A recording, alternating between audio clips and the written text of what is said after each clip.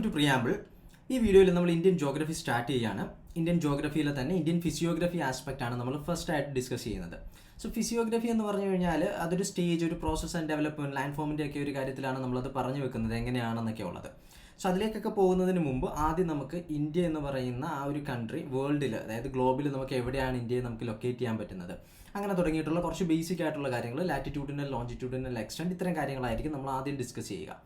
So India എവിടെയാണ് locate ചെയ്യുന്നത് എന്നുള്ളത്, നമ്മൾ ഗ്ലോബിനെ നമുക്ക് നോർത്ത് സൗത്ത് അല്ലെങ്കിൽ എർത്തിനെ നമുക്ക് നോർത്ത് സൗത്ത് ഹെമിസ്ഫിയറുകളായിട്ട്, ഈസ്റ്റ് വെസ്റ്റ് ഹെമിസ്ഫിയറുകളായിട്ട് നമുക്ക് എന്ത് ചെയ്യാൻ പറ്റും, ഡിവൈഡ് ചെയ്യാൻ പറ്റും. എങ്ങനെയാണ്? ഒന്ന് ഇക്വേറ്റർ ഡിവൈഡ് ചെയ്യുന്നു, ഒന്നെന്ന് പറയുന്നത് എന്താണ് ഇൻ്റർനാഷണൽ സ്റ്റാൻഡേർഡ് ടൈം, അതായത് ഗ്രീൻവിച്ച് മെറിഡിയൻ എങ്ങനെ അതിനെ ഡിവൈഡ് ചെയ്യുന്നു എന്നുള്ളത് വെച്ചിട്ടാണ് നമ്മൾ പഠിച്ചിട്ടുള്ളത്.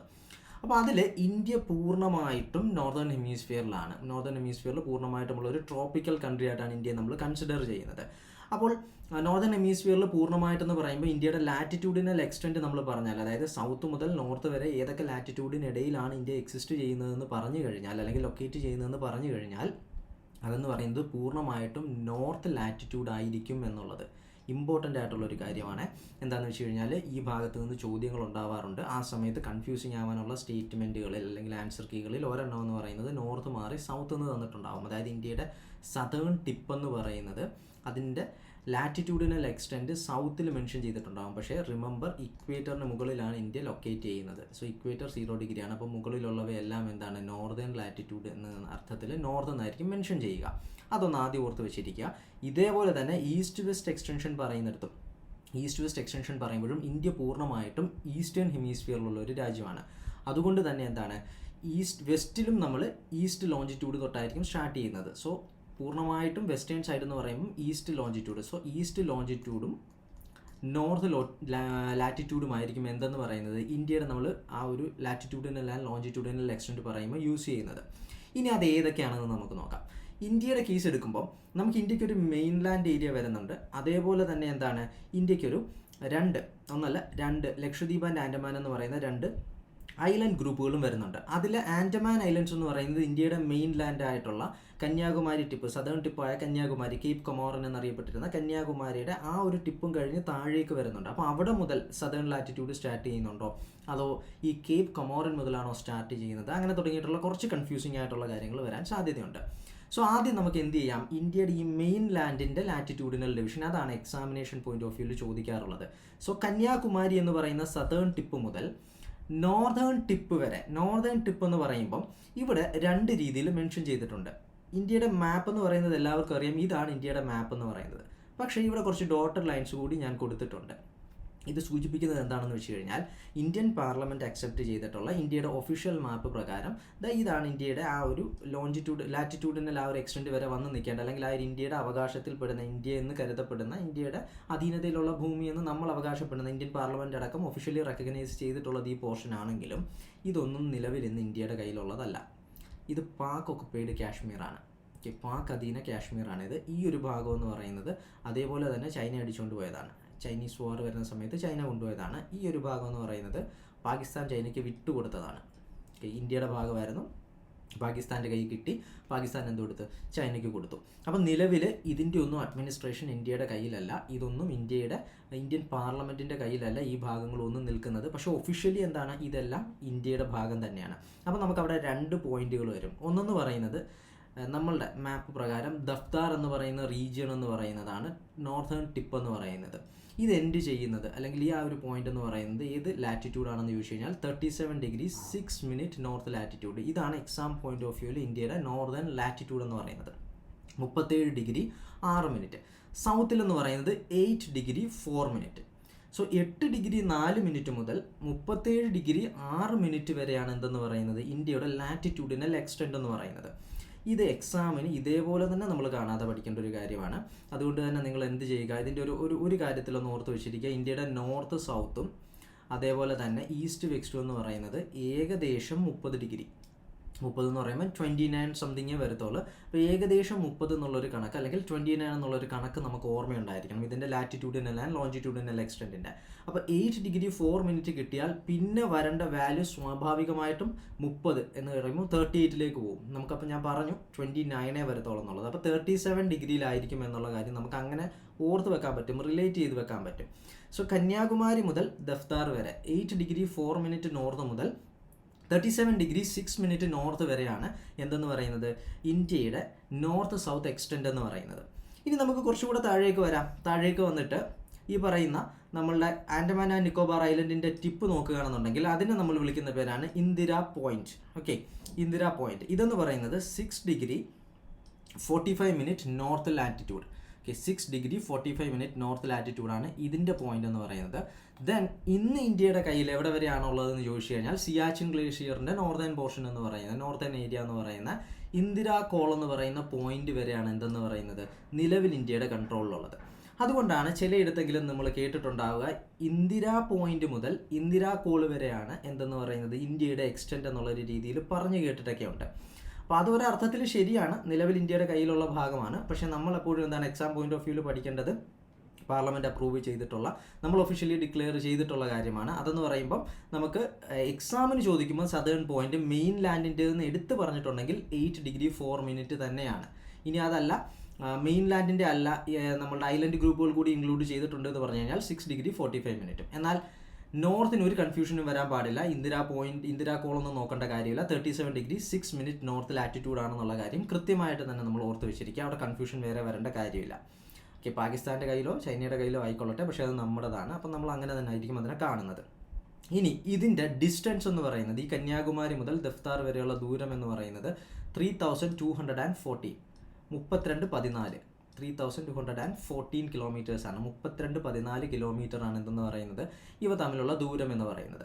ഇനി ലോഞ്ചിറ്റ്യൂഡിനൽ എക്സ്റ്റെൻറ്റിലേക്ക് വരികയാണെന്നുണ്ടെങ്കിൽ ഗുജറാത്തിലെ ഗുഹാർമോട്ടി മുതൽ അരുണാചൽ പ്രദേശിലെ കിബിതു, ഗുജറാത്തിലെ ഗുഹാർമോട്ടി മുതൽ അരുണാചൽ പ്രദേശിലെ കിബിതു വരെയാണ് എന്തെന്ന് പറയുന്നത് ഇന്ത്യയുടെ ലോഞ്ചിറ്റ്യൂഡിനൽ എക്സ്റ്റെൻറ്റ് എന്ന് പറയുന്നത്.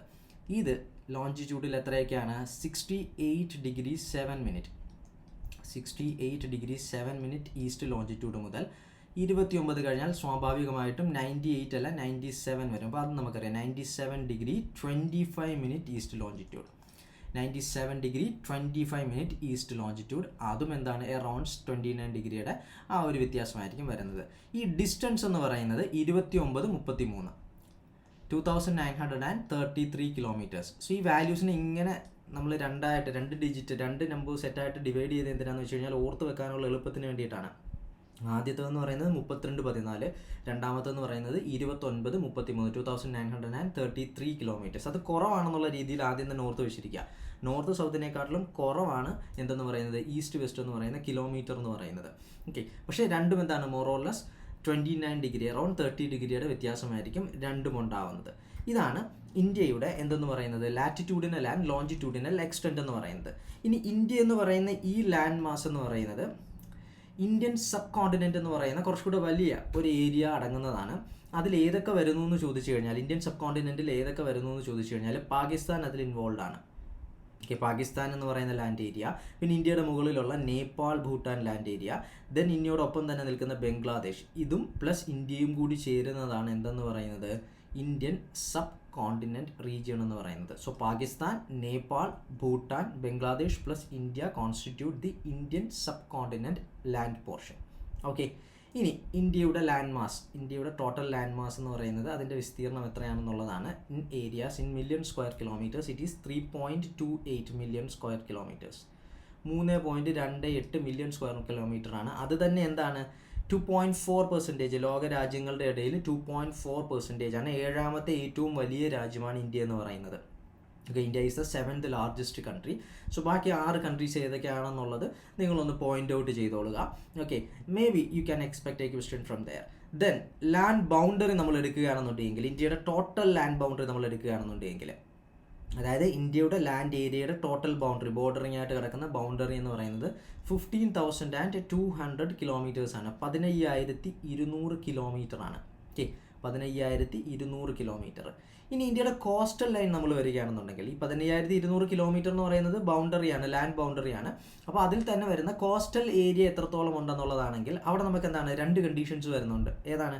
ഒന്നെന്ന് പറയുന്നത് നമ്മൾ നേരത്തെ കണ്ട ആ മെയിൻ ലാൻഡ് എന്ന് പറഞ്ഞ റീജിയൻ ഇല്ലേ, അതിന്, അതായത് ഗുജറാത്ത് മുതൽ താഴേക്ക് വന്ന് വെസ്റ്റ് ബംഗാൾ വരെ വരുന്ന ആ ഒരു ഏരിയയും, അതേപോലെ തന്നെ എന്താണ് ലക്ഷദ്വീപ് ഐലൻഡുകളെ ചുറ്റിപ്പറ്റിക്കൊണ്ടുള്ളതും, അതേപോലെ ആൻഡമാൻ ആൻഡ് നിക്കോബാർ ഐലൻഡിനെ ചുറ്റിപ്പറ്റിക്കൊണ്ടുള്ള ആ ഒരു ഡിസ്റ്റൻസ് കൂടി എടുത്തു കഴിഞ്ഞാൽ 2 ടൈപ്പ് കോസ്റ്റൽ ലൈൻ നമുക്ക് വരുന്നുണ്ട്. ഒന്ന് മെയിൻ ലാൻഡിൻ്റെത്, അതെന്ന് പറയുന്നത് 6100 കിലോമീറ്റേഴ്സ് ആണ്. മെയിൻ ലാൻഡിൻ്റെ ആ ഒരു ലെങ്ത് എന്ന് പറയുന്നത്, കോസ്റ്റൽ ലൈനിൻ്റെ ലെങ്ത് എന്ന് പറയുന്നത് 6100 കിലോമീറ്റർ ആണ്. അതേപോലെ തന്നെ നമ്മൾ ഐലൻഡ് ഗ്രൂപ്പുകളെ കൂടി ആഡ് ചെയ്താൽ അത് 7516.6 കിലോമീറ്റേഴ്സ് ആയിട്ട് വരും, 7516.6 കിലോമീറ്റേഴ്സ്. ഇനി ഇന്ത്യ എന്ന് പറയുന്ന രാജ്യത്തിൻ്റെ അതിൻ്റെ പരമാധികാരത്തിൻ്റെ ഭാഗമായിട്ട് വരുന്നത് ഈ പറയുന്ന ബൗണ്ടറികൾ മാത്രമാണോ എന്നുള്ളതാണ്. അതായത് ബൗണ്ടറിക്ക് അകത്തേക്ക് കടന്നാൽ ഇന്ത്യ, പുറത്തേക്ക് കടന്നാൽ ഇന്ത്യ ആണോ അല്ലയോ എന്നുള്ളത്.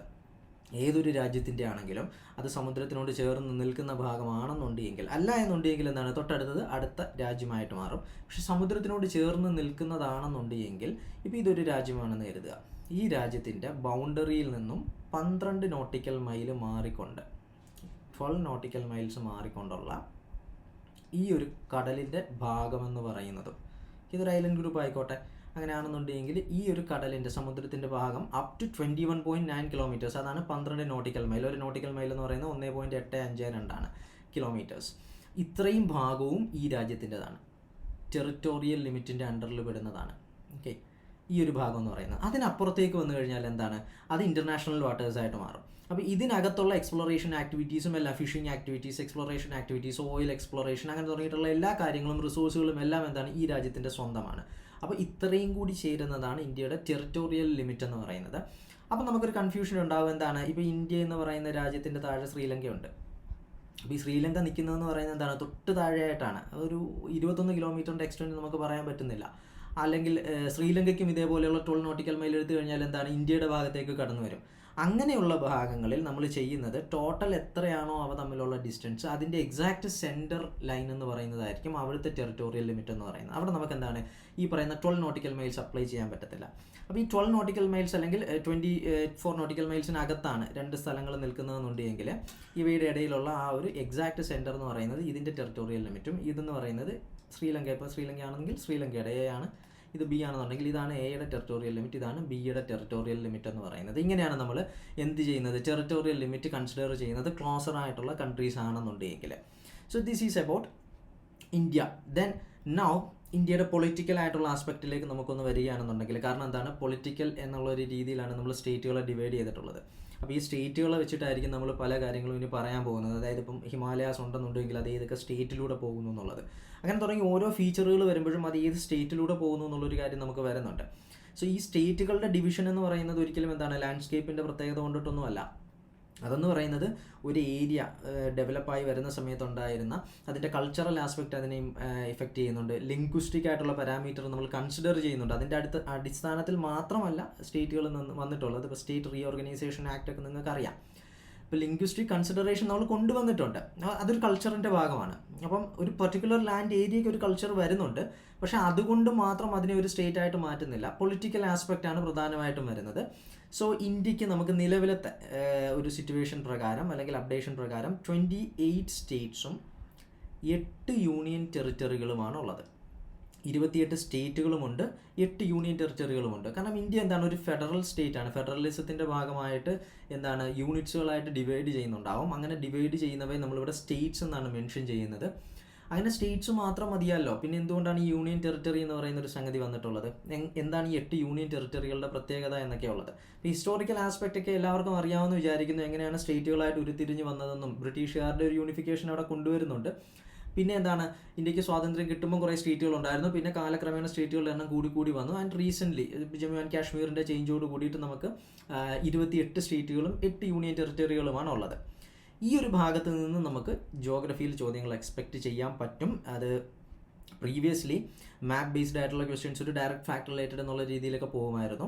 പക്ഷേ പ്രസൻറ്റ് നമ്മളുടെ ഡിഗ്രി ലെവൽ എക്സാമുകളൊക്കെ എടുക്കുകയാണെന്നുണ്ടെങ്കിൽ അതിൽ വരുന്ന ചോദ്യങ്ങൾ കുറച്ചുകൂടി അഡ്വാൻസ്ഡ് ആയിട്ട്, കേവലം ഫാക്റ്റുകൾക്ക് അപ്പുറത്തേക്ക് കുറച്ചുകൂടി അഡ്വാൻസ്ഡ് ആയിട്ട്, ഇപ്പം ഫോർ എക്സാമ്പിൾ ഇപ്പോൾ UPSC ലെവൽ ഒരു എക്സാമിനേഷനൊക്കെ ചോദിക്കുന്നത് ഇങ്ങനത്തെയുള്ള മാപ്പ് ബേസ്ഡ് ആയിട്ടുള്ള ഏറ്റവും സിമ്പിൾ ആയിട്ടുള്ള ഒരു ചോദ്യം വരുന്നതെന്ന് പറയുന്നത് 2 സ്ഥലങ്ങൾ തരുന്നു. ഇന്ത്യയിലെ 2 പ്രധാനപ്പെട്ട സ്ഥലങ്ങൾ, മേ ബി സ്റ്റേറ്റ്സ്, ഡിസ്ട്രിക്ട്സ് ഒക്കെ ആവാം, ഡിസ്ട്രിക്റ്റുകളോ അല്ലെങ്കിൽ അത്രയും ഫേമസ് ആയിട്ടുള്ള സ്ഥലങ്ങൾ, ചിലപ്പോൾ അത്ര ഫേമസ് അല്ലാത്തതും വരാം, കറണ്ട് അഫേഴ്സ് റെലവൻ്റ് ആയിട്ടുള്ളത്. അപ്പോൾ അങ്ങനെ വരുന്ന 2 സ്ഥലങ്ങൾ തരുമ്പം ഈ സ്റ്റേറ്റ് ഏതാണെന്നൊന്നും മെൻഷൻ ചെയ്തിട്ടുണ്ടാവത്തില്ല. ഈ സ്ഥലങ്ങൾക്കിടയിലുള്ള ഒരു ട്രാവലിംഗ് നമ്മൾ എടുക്കുകയാണെന്നുണ്ടെങ്കിൽ മിനിമം എത്ര സ്റ്റേറ്റുകളിലൂടെയെങ്കിലും ട്രാവൽ ചെയ്യണമെന്നുള്ളത്. അപ്പോൾ നമ്മൾ സ്റ്റേറ്റുകൾ അതെവിടെയാണ്, അതിൻ്റെ പൊസിഷൻ, ബോർഡറിംഗ് ആയിട്ട് ഏത് വരുന്നു എന്നൊക്കെയുള്ള കാര്യങ്ങൾ നമ്മൾ അറിഞ്ഞിരിക്കേണ്ടതാണ്. അപ്പം ഇന്ത്യൻ പൊളിറ്റിക്കൽ മാപ്പ് പ്രകാരമുള്ള സ്റ്റേറ്റുകൾ ഏതൊക്കെയാണ്, അതിൻ്റെ ഓർഡർ അറിഞ്ഞിരിക്കുക എന്നുള്ളതാണ് ഏറ്റവും ആദ്യത്തേതായിട്ട് നമ്മൾ ഈ ഒരു ജോഗ്രഫിയിൽ നമ്മൾ അറിഞ്ഞിരിക്കേണ്ട ഏറ്റവും ബേസിക് ആയിട്ടുള്ള കാര്യവും, എന്നാൽ അതിൽ നിന്ന് ചോദ്യങ്ങൾ നമ്മൾ എക്സ്പെക്റ്റ് ചെയ്യേണ്ടതാണ്. സോ ഇവിടെ നിങ്ങൾ പഠിക്കുന്നവർ പല രീതിയിലായിരിക്കും എന്ത് ചെയ്യുന്നത്, ഈ ഒരു ലൊക്കേഷനൊക്കെ മനസ്സിലാക്കി വെച്ചിട്ടുള്ളത്. ഇവിടെ എനിക്ക് പറഞ്ഞു തരാനുള്ളൊരു ടിപ്പ് എന്താണെന്ന് വെച്ച് കഴിഞ്ഞാൽ, നമ്മളിപ്പം ഇന്ത്യയുടെ സ്റ്റേറ്റുകളുടെ പൊസിഷൻ നോക്കുകയാണെന്നുണ്ടെങ്കിലും വേൾഡ് മാപ്പിൽ കൺട്രീസിൻ്റെ പൊസിഷൻ നോക്കുകയാണെന്നുണ്ടെങ്കിലും ഇതൊക്കെ ചോദ്യങ്ങളാണ്. അതേപോലെ തന്നെ ഏതെങ്കിലും തടാകത്തിന് ചുറ്റുമുള്ള കൺട്രികൾ നമ്മൾ പഠിക്കുകയാണെന്നുണ്ടെങ്കിലും, അല്ലെങ്കിൽ ഏതെങ്കിലും പർട്ടിക്കുലർ റീജിയണില്ല, ഇപ്പം ബാൽക്കൺസ് എന്ന് പറയുന്ന ഒരു റീജിയൻ ഉണ്ട്, അല്ലെങ്കിൽ ഹോൺ ഓഫ് ആഫ്രിക്ക എന്ന് പറയുന്ന ഒരു റീജിയൻ ഉണ്ട്. അപ്പോൾ അങ്ങനെയൊക്കെയുള്ള റീജിയൻസ് ഏതൊക്കെ രാജ്യങ്ങൾ ചേർന്നിട്ടാണ് എന്നുള്ളത് നമ്മൾ പഠിക്കുമ്പോൾ അവിടെ നമ്മൾ ഈ രാജ്യങ്ങളുടെ പൊസിഷൻ കൂടി മാപ്പ് ബേസ്ഡ് ആയിട്ട് വേണം നമ്മളത് പഠിക്കേണ്ടത്. കേവലം പേരും കോഡും ഉപയോഗിച്ച് പഠിക്കുന്നതിനപ്പുറത്തേക്ക് മാപ്പിനെ കൂടി കൊണ്ടുവന്നിട്ട് വേണം നമ്മളത് പഠിക്കേണ്ടത്. അതെന്തിനാണെന്ന് ചോദിച്ചു കഴിഞ്ഞാൽ, ഇവയുടെ പൊസിഷൻ നമുക്ക് ഇമ്പോർട്ടൻ്റ് ആയിട്ട് വരും. അഡ്ജസ്റ്റൻ്റ് ആയിട്ടുള്ള ഏതൊക്കെ രാജ്യങ്ങളാണെന്നൊക്കെയുള്ള ചോദ്യം, അതേപോലെ തന്നെ ലാൻഡ് ലോക്ക്ഡ് ആയിട്ടുള്ള ഒരു ഏരിയ ആണെങ്കിൽ അതിനെ ചുറ്റിപ്പറ്റിയിട്ടുള്ള ലാൻഡ് ഏതൊക്കെയാണ് കൺട്രീസ് എന്നുള്ള ഒരു ചോദ്യമൊക്കെ വരാൻ സാധ്യതയുണ്ട്. അപ്പോൾ അങ്ങനെ വരുമ്പം ഏതെങ്കിലും ഒരു റൂളൊക്കെ ഫോളോ ചെയ്തിട്ട് പഠിക്കുക. ഇപ്പോൾ സപ്പോസ് ഇതൊരു രാജ്യമാണ്, ഇതിനെ ചുറ്റിപ്പറ്റിക്കൊണ്ടുള്ള മറ്റ് രാജ്യങ്ങൾ ഇവിടെ ഉണ്ടെന്നുണ്ടെങ്കിൽ റാൻഡമായിട്ട് ഇങ്ങനെയൊന്നും പിക്ക് ചെയ്ത് പഠിക്കാതെ ഒരു ക്ലോക്ക് വൈസ് അല്ലെങ്കിൽ ആൻറ്റി ക്ലോക്ക് വൈസ് എന്നൊക്കെയുള്ള ഒരു ഓർഡറിൽ നമ്മൾ പഠിക്കുക. ഇപ്പോൾ സപ്പോസ് നമ്മൾ ഏറ്റവും നോർത്ത് എന്ന് പറയുന്ന ഒരു സ്ഥലത്ത് നിന്നോ ഏറ്റവും സൗത്ത് എന്ന് പറയുന്ന ഒരു സ്ഥലത്ത് നിന്നോ ഉള്ള പൊസിഷനിലുള്ള രാജ്യത്തെയാണ് നമ്മൾ ഫസ്റ്റ് ഓഫ് ഓൾ കാണാതെ പഠിക്കുമ്പോൾ നമ്മൾ ആദ്യം ഈ രാജ്യമാണ് ഈ പറയുന്ന സെൻട്രൽ ലേക്കിന് ചുറ്റും വരുന്നതിൽ ആദ്യത്തെ രാജ്യമായിട്ട് നമ്മൾ എടുക്കുന്നത്. അതിനുശേഷം ക്ലോക്ക് വൈസ് ഓർഡറിൽ തിരിച്ച് ഏതൊക്കെ രാജ്യങ്ങളാണ് അതിനെ ചുറ്റിപ്പറ്റിയുള്ളത്, അല്ലെങ്കിൽ ആൻറ്റി ക്ലോക്ക് വൈസ് ആയിരിക്കും കുറച്ചുകൂടെ ബെറ്റർ. ഇപ്പോൾ ആൻറ്റി ക്ലോക്ക് വൈസ് ആണെങ്കിലും കുഴപ്പമൊന്നുമില്ല. ഇനി സൗത്തിൽ നിന്ന് സ്റ്റാർട്ട് ചെയ്യുകയാണെന്നുണ്ടെങ്കിൽ ഒരുപക്ഷെ തിരിച്ചു പോകുന്നതിനെക്കാളും നല്ലത് ഇങ്ങനെ പോകുന്നതായിരിക്കും എളുപ്പം. അപ്പോൾ അങ്ങനത്തെ ഒരു രീതിയിൽ വേണം നമ്മൾ എല്ലാ മാപ്പ് ബേസ്ഡ് ആയിട്ടുള്ളതിനും, കാരണം ഇതിനൊരു കോമൺ റൂളാണ്, നമ്മൾ പഠിക്കുന്നത് ഇങ്ങനെയാണെന്നുള്ളൊരു കോമൺ റൂൾ വന്നു കഴിഞ്ഞാൽ പിന്നെ എന്താണ്, അത് ബൈഹേർട്ട് ചെയ്യാൻ നിൽക്കേണ്ട കാര്യമില്ല, ആ പൊസിഷൻസ് മാത്രം അറിഞ്ഞിരുന്നാൽ മതി. ഇനി ഇന്ത്യയുടെ സ്റ്റേറ്റ് പഠിക്കുന്ന കേസ് എടുത്തു കഴിഞ്ഞാലും അവിടെ നമുക്ക് കൊണ്ടുവരാൻ പറ്റുന്നൊരു കാര്യം എന്ന് പറയുന്നത്, നിങ്ങൾക്കൊക്കെ ഓൾമോസ്റ്റ് നമ്മൾ മാപ്പൊക്കെ പഠിച്ച് വരുന്നവരാണ്, സ്കൂൾ ലെവലിൽ പഠിച്ച് വരുന്നവരാണ്. അപ്പോൾ ഓൾമോസ്റ്റ് എല്ലാവർക്കും കുറേയധികം സ്റ്റേറ്റുകളുടെ മാപ്പ് കാണാതെ തന്നെ പറയാൻ പറ്റും ഇത് ഏത് സ്റ്റേറ്റിൻ്റെ ആണെന്നുള്ളത്, അല്ലെങ്കിൽ ഓൾമോസ്റ്റ് എല്ലാത്തിൻ്റെയും ചിലർക്ക് പറയാൻ പറ്റും, അല്ലെങ്കിൽ ഇതിൻ്റെ പൊസിഷൻ ചോദിക്കാതെ തന്നെ നമുക്ക് പറയാൻ പറ്റും. ഇപ്പം ജമ്മു കാശ്മീർ എവിടെയാണെന്ന് ആരോടും പറഞ്ഞു കൊടുക്കേണ്ട കാര്യമില്ല. ഗുജറാത്തിൻ്റെ പ്രത്യേകത ഒരു സ്പെഷ്യൽ ടൈപ്പാണ്, അതെന്താണ്, ഒരു എക്സ്ട്രീമിറ്റിയിൽ വരുന്ന ഒരു സംഗതിയാണ്. അപ്പോൾ അതിനെ നമുക്ക് എന്താണ് വളരെ ഈസി ആയിട്ട് നമുക്ക് പിക്ക് ചെയ്യാൻ പറ്റും. ഇപ്പോൾ കേരളം എന്തായാലും എല്ലാവർക്കും അറിയാവുന്നതായിരിക്കും, രാജസ്ഥാൻ കണ്ടാലും പെട്ടെന്ന് എല്ലാവർക്കും മനസ്സിലാവും. അപ്പം അങ്ങനെയുള്ള കുറേയധികം സ്റ്റേറ്റുകൾ നമുക്ക് എന്താണ് ഓൾറെഡി അറിയാം. അപ്പോൾ അതോടൊപ്പം നമുക്ക് അറിയാൻ വയ്യാത്തവയെ ചേർത്ത് വെച്ച് കഴിഞ്ഞാൽ നമ്മുടെ പരിപാടി കഴിയും. അപ്പോൾ ഇവിടെ ഞാൻ ഗുജറാത്ത് ഈസ്റ്റേൺ വെസ്റ്റേൺ ആണെന്ന് പറയുമ്പോൾ എല്ലാവർക്കും അറിയാൻ പറ്റുമെങ്കിലും ഈസ്റ്റേൺ സൈഡിലേക്ക് പോയി കഴിഞ്ഞാൽ എല്ലാവരുടെയും കാര്യം പോക്കാം. കാരണം എന്താ, ഈസ്റ്റേൺ സൈഡിലുള്ള സ്റ്റേറ്റുകൾ ഏതൊക്കെയാണെന്നുള്ളത് കൺഫ്യൂഷനാണ്. കാരണം അവിടെ ചെറിയ സ്റ്റേറ്റുകൾ വരുന്നുണ്ട്, ദെൻ അവിടെ കുറേയധികം സ്റ്റേറ്റുകൾ വരുന്നുണ്ടെന്നൊക്കെ അറിയാം. ചിലർക്കെങ്കിലും അറിയാം എന്താണ് നോർത്ത് ഈസ്റ്റേൺ സ്റ്റേറ്റ്സ് ആണ് അവിടെ വരുന്നത്, അതെന്ന് പറയുന്നത് 7 പേരടങ്ങുന്നതാണ് എന്നൊക്കെയുള്ള രീതിയിൽ അറിയാം. പക്ഷേ ആ പേരുകളും എല്ലാവർക്കും അറിയാം. ഇപ്പോൾ നാഗാലാൻഡ്, മിസോറാം, ത്രിപുര എന്നൊക്കെ പറയുന്ന പേരുകളും എല്ലാവർക്കും അറിയായിരിക്കും. പക്ഷേ ഇതെന്ന് പറയുന്നത് ഏതൊക്കെയാണ് എവിടേക്കാണെന്നുള്ള കാര്യത്തിൽ കൺഫ്യൂഷൻ ആയിരിക്കും. അപ്പോൾ അത് നമുക്ക് ആദ്യമേ തന്നെ തീർത്തിട്ട് പോകാം. കാരണം അതിൽ നിന്നൊരു ബേസിക് ചോദ്യം വന്നു കഴിഞ്ഞാൽ നമുക്ക് തെറ്റിപ്പോകാനുള്ള സാധ്യത ഉണ്ടാകും. സോ അറിയാവുന്ന സ്റ്റേറ്റുകൾ നമുക്ക് പഠിക്കാം. നമുക്കൊരു കാര്യം ചെയ്യാം, കേരളത്തിൽ നിന്ന് തന്നെ സ്റ്റാർട്ട് ചെയ്യാം. കേരളം നമുക്ക് അറിയാവുന്നതാണ്. കേരളം നമുക്ക് അറിയാമെന്നുണ്ട് എങ്കിൽ നമ്മൾ തമിഴ്നാട് ഉറപ്പായിട്ട് പറഞ്ഞിരിക്കും. കേരളം തമിഴ്നാട് നമുക്കറിയാം. അങ്ങനെയാണെങ്കിൽ നമുക്ക് ഇവിടെ നിന്ന് കേരളം തമിഴ്നാട് അവിടെ നിന്നോട്ടെ, തമിഴ്നാടിനെ നമ്മളിപ്പോൾ എടുക്കുന്നു എന്നുള്ളതേ ഉള്ളൂ. അപ്പോൾ തമിഴ്നാട് കേരളമായി. ഇനി ഇവിടെ നിന്ന് നമുക്ക് ഇതുവഴി ട്രാവൽ ചെയ്ത് കറങ്ങി വരാം, ഏതൊക്കെയാണ് സ്റ്റേറ്റുകൾ എന്നുള്ളതിൻ്റെ പൊസിഷൻ മനസ്സിലാക്കി വരാം. സോ കേരളം അറിയാമെങ്കിൽ നമുക്ക് ഓഫ് കോഴ്സ് എന്താണ് കർണാടക നമ്മൾ ഉറപ്പായിട്ടും പറയും. കർണാടക നമ്മൾ ഉറപ്പായിട്ടും പറയും. ദെൻ കംസ് ഗോവ എല്ലാവർക്കും അറിയാവുന്ന സ്ഥലമാണ്. ആ ഒരു സൗത്തിലുള്ള സ്റ്റേറ്റ്സൊക്കെ ഒരുവിധപ്പെട്ട എല്ലാവർക്കും അറിയാൻ സാധ്യതയുണ്ട്. ദെൻ അതിന് മുകളിലേക്ക് പോയി കഴിഞ്ഞാൽ മഹാരാഷ്ട്ര. എന്നോടൊപ്പം തന്നെ നിങ്ങൾ പറഞ്ഞു നോക്കിക്കൊള്ളുക. ഞാൻ സ്ലോയിലാണ് പോകുന്നതെന്നുണ്ടെങ്കിൽ നിങ്ങൾ തന്നെ മറ്റ് സ്ഥലങ്ങളൊന്ന് ഐഡൻറ്റിഫൈ ചെയ്ത് വെക്കുക. പറഞ്ഞു വരുന്നതിനകത്ത് നിങ്ങൾക്ക് കൺഫ്യൂഷൻ വരുന്നുണ്ടോ എന്ന് നോക്കുക. മഹാരാഷ്ട്ര കഴിഞ്ഞാൽ ഗുജറാത്ത്, ഓഫ് കോഴ്സ് ഈ സ്റ്റേറ്റും എല്ലാവർക്കും ഐഡൻറ്റിഫൈ ചെയ്യാം. അത് കഴിഞ്ഞാൽ രാജസ്ഥാൻ, അതും എല്ലാവർക്കും ഐഡൻറ്റിഫൈ ചെയ്യാവുന്നതാണ്. അതോടൊപ്പം ഇങ്ങനെ കറങ്ങി വരുന്നതിനോടൊപ്പം വേണമെന്നുണ്ടെങ്കിൽ നിങ്ങൾക്ക് എന്താണ് മധ്യപ്രദേശ് എന്ന് പറയുന്നത്, ഇന്ത്യയുടെ മധ്യപ്രദേശ് എന്ന് പറയുന്ന മിഡിൽ റീജിയണിൽ വരുന്നതാണ്.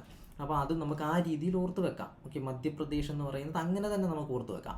അങ്ങനെ വന്നു കഴിഞ്ഞാൽ പിന്നെ എന്താണ് ഉത്തർപ്രദേശ്, സ്വാഭാവികമല്ലേ, മധ്യപ്രദേശ് മിഡിലിൽ വരുന്നു, ഉത്തർപ്രദേശ് മുകളിൽ വരുന്നു. അപ്പോൾ സ്വാഭാവികമായിട്ടും ഉത്തർപ്രദേശ് നമുക്ക് അങ്ങനെ ഓർത്ത് വെക്കാം. സോ കേരളം, കർണാടക, ഗോവയൊക്കെ കണ്ടാൽ തന്നെ പറയും ഗോവ, മഹാരാഷ്ട്ര. പിന്നെ അതിൻ്റെ പൊസിഷനാണ് നമുക്ക് ഡൗട്ട്. ഇനി മഹാരാഷ്ട്രയ്ക്ക് മുകളിലാണോ ഗോവ, അതോ കർണാടക മഹാരാഷ്ട്ര അങ്ങനെയാണോ? അപ്പം കർണാടക മഹാരാഷ്ട്ര അതിനോട് ചേർന്നാണ് എന്തെന്ന് പറയുന്നത് ഗോവ വരുന്നത്. സോ കേരള, കർണാടക, ഗോവ, മഹാരാഷ്ട്ര. അപ്പോൾ ഗോവ വളരെ അടുത്താണ് ട്രാവൽ ചെയ്യുന്നതിന്. മുംബൈ പോകുന്നതിനെക്കാട്ടിലും എളുപ്പമാണ് ഗോവയിൽ പോകുന്നത്. അപ്പം അതുകൊണ്ടാണ് ടൂറൊക്കെ വരുമ്പോൾ എല്ലാവരും എന്താണ് അങ്ങനെ ഒന്ന് ആലോചിച്ച് വെച്ചിരുന്നാൽ മതി. ടൂർ വരുമ്പോൾ എല്ലാവരും ഗോവ പോകുന്നുണ്ട്, അപ്പം മുംബൈയിൽ ചെല്ലുന്നുണ്ടോ? ഇല്ല, മുംബൈ അതിനും അപ്പുറത്താണ്. അതുകൊണ്ടാണ് മുംബൈയിൽ ചെല്ലാത്ത. മുംബൈ ഒരുപാട് ദൂരെയാണ് വരുന്നത്. അപ്പോൾ ഗോവ നമുക്ക് കുറച്ചുകൂടെ ക്ലോസർ ആയിട്ടുള്ള സംഗതിയാണ്. അപ്പം ഗോവ, മഹാരാഷ്ട്ര, ദെൻ ഗുജറാത്ത് എല്ലാവർക്കും ഈസിലി നമുക്ക് പിക്ക് ചെയ്യാൻ പറ്റുന്നതാണ്. ദെൻ അതിനുശേഷമാണ് രാജസ്ഥാൻ വരുന്നത്. രാജസ്ഥാൻ ഡെസേർട്ട് ഏരിയ, ഇതെല്ലാം നമുക്ക് അറിയാവുന്ന കാര്യമാണ് രാജസ്ഥാൻ്റെ പോർഷൻസ് എന്ന് പറയുന്നത്. ഇനി മധ്യപ്രദേശ് ഈസിലി പിക്ക് ചെയ്യാൻ പറ്റുന്നു, ഉത്തർപ്രദേശ് നമ്മൾ ഈസിലി പിക്ക് ചെയ്യുന്നു. നമുക്ക് അത്രയും ഭാഗം കഴിഞ്ഞു. ഇനി ഇതിന് മുകളിലോട്ടുള്ള കാര്യങ്ങൾ എന്തൊക്കെയാണെന്നുള്ളതാണ്.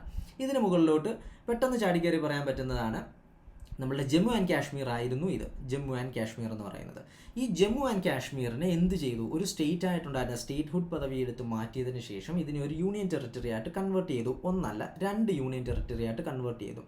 ആ 2 യൂണിയൻ ടെറിട്ടറികളിൽ ഒന്ന് ജമ്മു ആൻഡ് കാശ്മീർ തന്നെയാണ്, മറ്റൊന്നെന്ന് പറയുന്നത് ലഡാക്ക് റീജിയൻ ആണ്. ഓക്കെ, ഈ ലഡാക്ക് റീജിയൻ ആണ് ഇന്ത്യയിലെ ഏറ്റവും largest by area union territory എന്ന് പറയുന്നത്.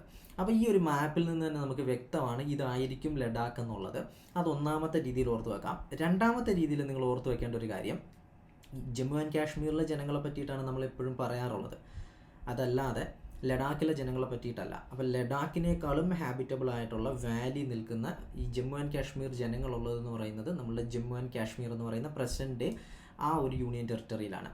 അത് എന്ന് പറയുന്നതാണ് ഈ ഒരു region Jammu and Kashmir. Strategically കുറച്ചുകൂടെ ഇമ്പോർട്ടൻ്റ് ആയിട്ടുള്ളതാണ് ലഡാക്ക്. ഇവിടെയാണ് നമുക്ക് എന്ത് വരുന്നത്, നമ്മുടെ സിയാച്ചിൻ ഗ്ലേഷ്യർ വരുന്നത്, ചൈനയുമായിട്ട് ബോർഡർ വരുന്നത്, പാകിസ്ഥാനുമായിട്ട് ബോർഡർ വരുന്നത്, ഇവിടെ അഫ്ഗാൻ്റെ ബോർഡറിൻ്റെ കുറച്ച് പോർഷൻസ് വരുന്നുണ്ട്. അപ്പോൾ ഇത് കുറച്ചുകൂടെ സ്ട്രാറ്റജിക്കലി ഇമ്പോർട്ടൻ്റ് ആയിട്ടുള്ള ആൾതാമസം, അതായത് പോപ്പുലേഷൻ വൈസ് കുറവുള്ള, കൂടുതലും എന്താണ് ഐസ് ഗ്ലേഷ്യറുകൾ കവർ ചെയ്യപ്പെട്ടിട്ട് കോൾഡ് ഡെസേർട്ട് എന്ന് നമ്മൾ പറയുന്ന ഒരു ഭാഗമാണ് ഈ ലഡാക്ക് റീജിയൻ എന്ന് പറയുന്നത്. So this is Ladakh region and this is Jammu and Kashmir region. അപ്പോൾ അങ്ങനെ അതിനെ ഓർത്ത് വെക്കുക. അപ്പോൾ അത്രയായല്ലോ. ഓക്കെ, കേരളം, തമിഴ്നാട്, കർണാടക, ഗോവ, മഹാരാഷ്ട്ര, ഗുജറാത്ത്, രാജസ്ഥാൻ, ദെൻ നമ്മൾ മധ്യപ്രദേശും ഉത്തർപ്രദേശും അതോടൊപ്പം ജസ്റ്റ് പെട്ടെന്നൊന്ന് നോക്കി വെച്ചിട്ടുണ്ടായിരുന്നു. ഇതൊക്കെ വലിയ സ്റ്റേറ്റുകളാണ്. ഈ പേരുകൊണ്ട് തന്നെ നമുക്ക് പൊസിഷൻസ് കിട്ടുന്നവയാണ്. പിന്നെ ബോർഡേഴ്സ് ആയിട്ട് വരുന്നതും എക്സ്ട്രീം ആയിട്ട് വരുന്നതുമായിട്ടുള്ള സ്ഥലങ്ങളൊക്കെയാണ്. ഇതെല്ലാം ഈസിലി പിക്ക് ചെയ്യാൻ പറ്റും. ഇനി അടുത്തതെന്ന് പറയുന്നത് പഞ്ചാബാണ്.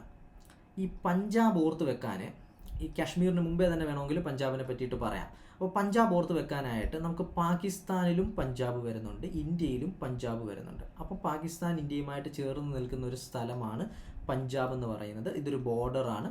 പിന്നെ എന്താണ്, ഡ്രഗ് ഒക്കെ ഇലിസിറ്റായിട്ട് ഒരുപാട് ഇങ്ങോട്ടേക്ക് കടത്തുന്നുണ്ട്. അങ്ങനെയൊക്കെ തുടങ്ങിയിട്ട് ന്യൂസിലൊക്കെ നിങ്ങൾ കാണും. അപ്പോൾ ആ സമയത്ത് അങ്ങനെ ഒന്ന് റിലേറ്റ് ചെയ്യാൻ മതി. പാകിസ്ഥാൻ, പഞ്ചാബിൻ്റെ പാകിസ്ഥാനിൽ നിന്നും ഇന്ത്യയുടെ പാകിസ്ഥാൻ എന്നുള്ള ഒരു രീതിയിൽ. അപ്പോൾ പഞ്ചാബ് പ്രവിശ്യ സ്പ്ലിറ്റ് ചെയ്തതാണ്. അപ്പോൾ ഇതാണ് എന്തെന്ന് പറയുന്നത്, പഞ്ചാബ് എന്ന് പറയുന്നത്. ഓക്കെ, ഇനി ജമ്മു ആൻഡ് കാശ്മീരിലേക്ക് ട്രാവൽ ചെയ്യുന്നവർ എന്താ പറയുന്നത്, കുളു മണാലി, കാശ്മീർ, ഇതാണ് ട്രിപ്പ് എന്ന് പറയുന്നത്. അപ്പോൾ കാശ്മീരിനോട് തൊട്ട് താഴെ വരുന്ന അല്ലെങ്കിൽ തൊട്ടടുത്ത് വരുന്ന ഇതേപോലെ ഹൈ ഓൾട്ടിറ്റ്യൂഡ് വരുന്ന ഒരു റീജിയൻ എന്തായിരിക്കണം അതെന്ന് പറയുന്നത്, ഹിമാചൽ പ്രദേശിലേക്കല്ലേ എല്ലാവരും പോകുന്നത്. ഹിമാചൽ പ്രദേശാണ് കുളു മണാലി എന്നൊക്കെ പറയുന്നത്. അപ്പം ഈ ഹിമാചൽ പ്രദേശ് കാശ്മീരിനോട് ചേർന്ന് വന്ന് നിൽക്കുന്ന സ്ഥലമാണ്. So next is Himachal Pradesh. അടുത്തതാണ് ഹിമാചൽ പ്രദേശ് എന്ന് പറയുന്നത്. അതിനെ അങ്ങനെ നമുക്ക് ഓർത്ത് വെക്കാം. ഓക്കെ, ഹിമാചൽ പ്രദേശിന് നമുക്ക് ആ രീതിയിൽ ഓർത്ത് വെക്കാം. ഇനി വരുന്ന ഏറ്റവും ഹിമാലയാസിൻ്റെ പോർഷൻ വരുന്ന ഏറ്റവും ഇന്ത്യയുടെ ഹൈ ഓൾട്ടിറ്റ്യൂഡായിട്ട് വരുന്ന റീജിയണുകളിൽ ഒന്നെന്ന് പറയുന്നത് ഉത്തരാഖണ്ഡാണ്, അല്ലേ? ഉത്തരാഖണ്ഡ് എന്ന് പറയുന്നത്. സോ ഹിമാചൽ പ്രദേശ് കഴിഞ്ഞാൽ തൊട്ടടുത്ത് വരുന്നതാണ് ഉത്തരാഖണ്ഡ്. കാരണം ഈ ഉത്തരാഖണ്ഡ് എന്ന് പറയുന്ന സ്റ്റേറ്റ്, ഉത്തരാഖണ്ഡ് എന്ന് പറയുന്ന പേര് കൊണ്ടും അതേപോലെ തന്നെ എന്താണ് അതെന്ന് പറയുന്നത് ഹിമാലയാസ് നിൽക്കുന്ന സ്ഥലമാണെന്നുള്ളത് കൊണ്ടും നന്ദാദേവി നാഷണൽ പാർക്കൊക്കെ വരുന്നു. അപ്പോൾ അങ്ങനെയൊക്കെ നമ്മൾ പലയിടത്തും കേൾക്കുകയും കാണുകയും ചെയ്യുന്നതാണ്. അതുകൊണ്ട് നമ്മളുടെ ഉള്ളിലൊരു തോന്നലുണ്ട് ഹിമാചൽ പ്രദേശ് എന്താണ് നോർത്തിലാണ് അതുള്ളത്.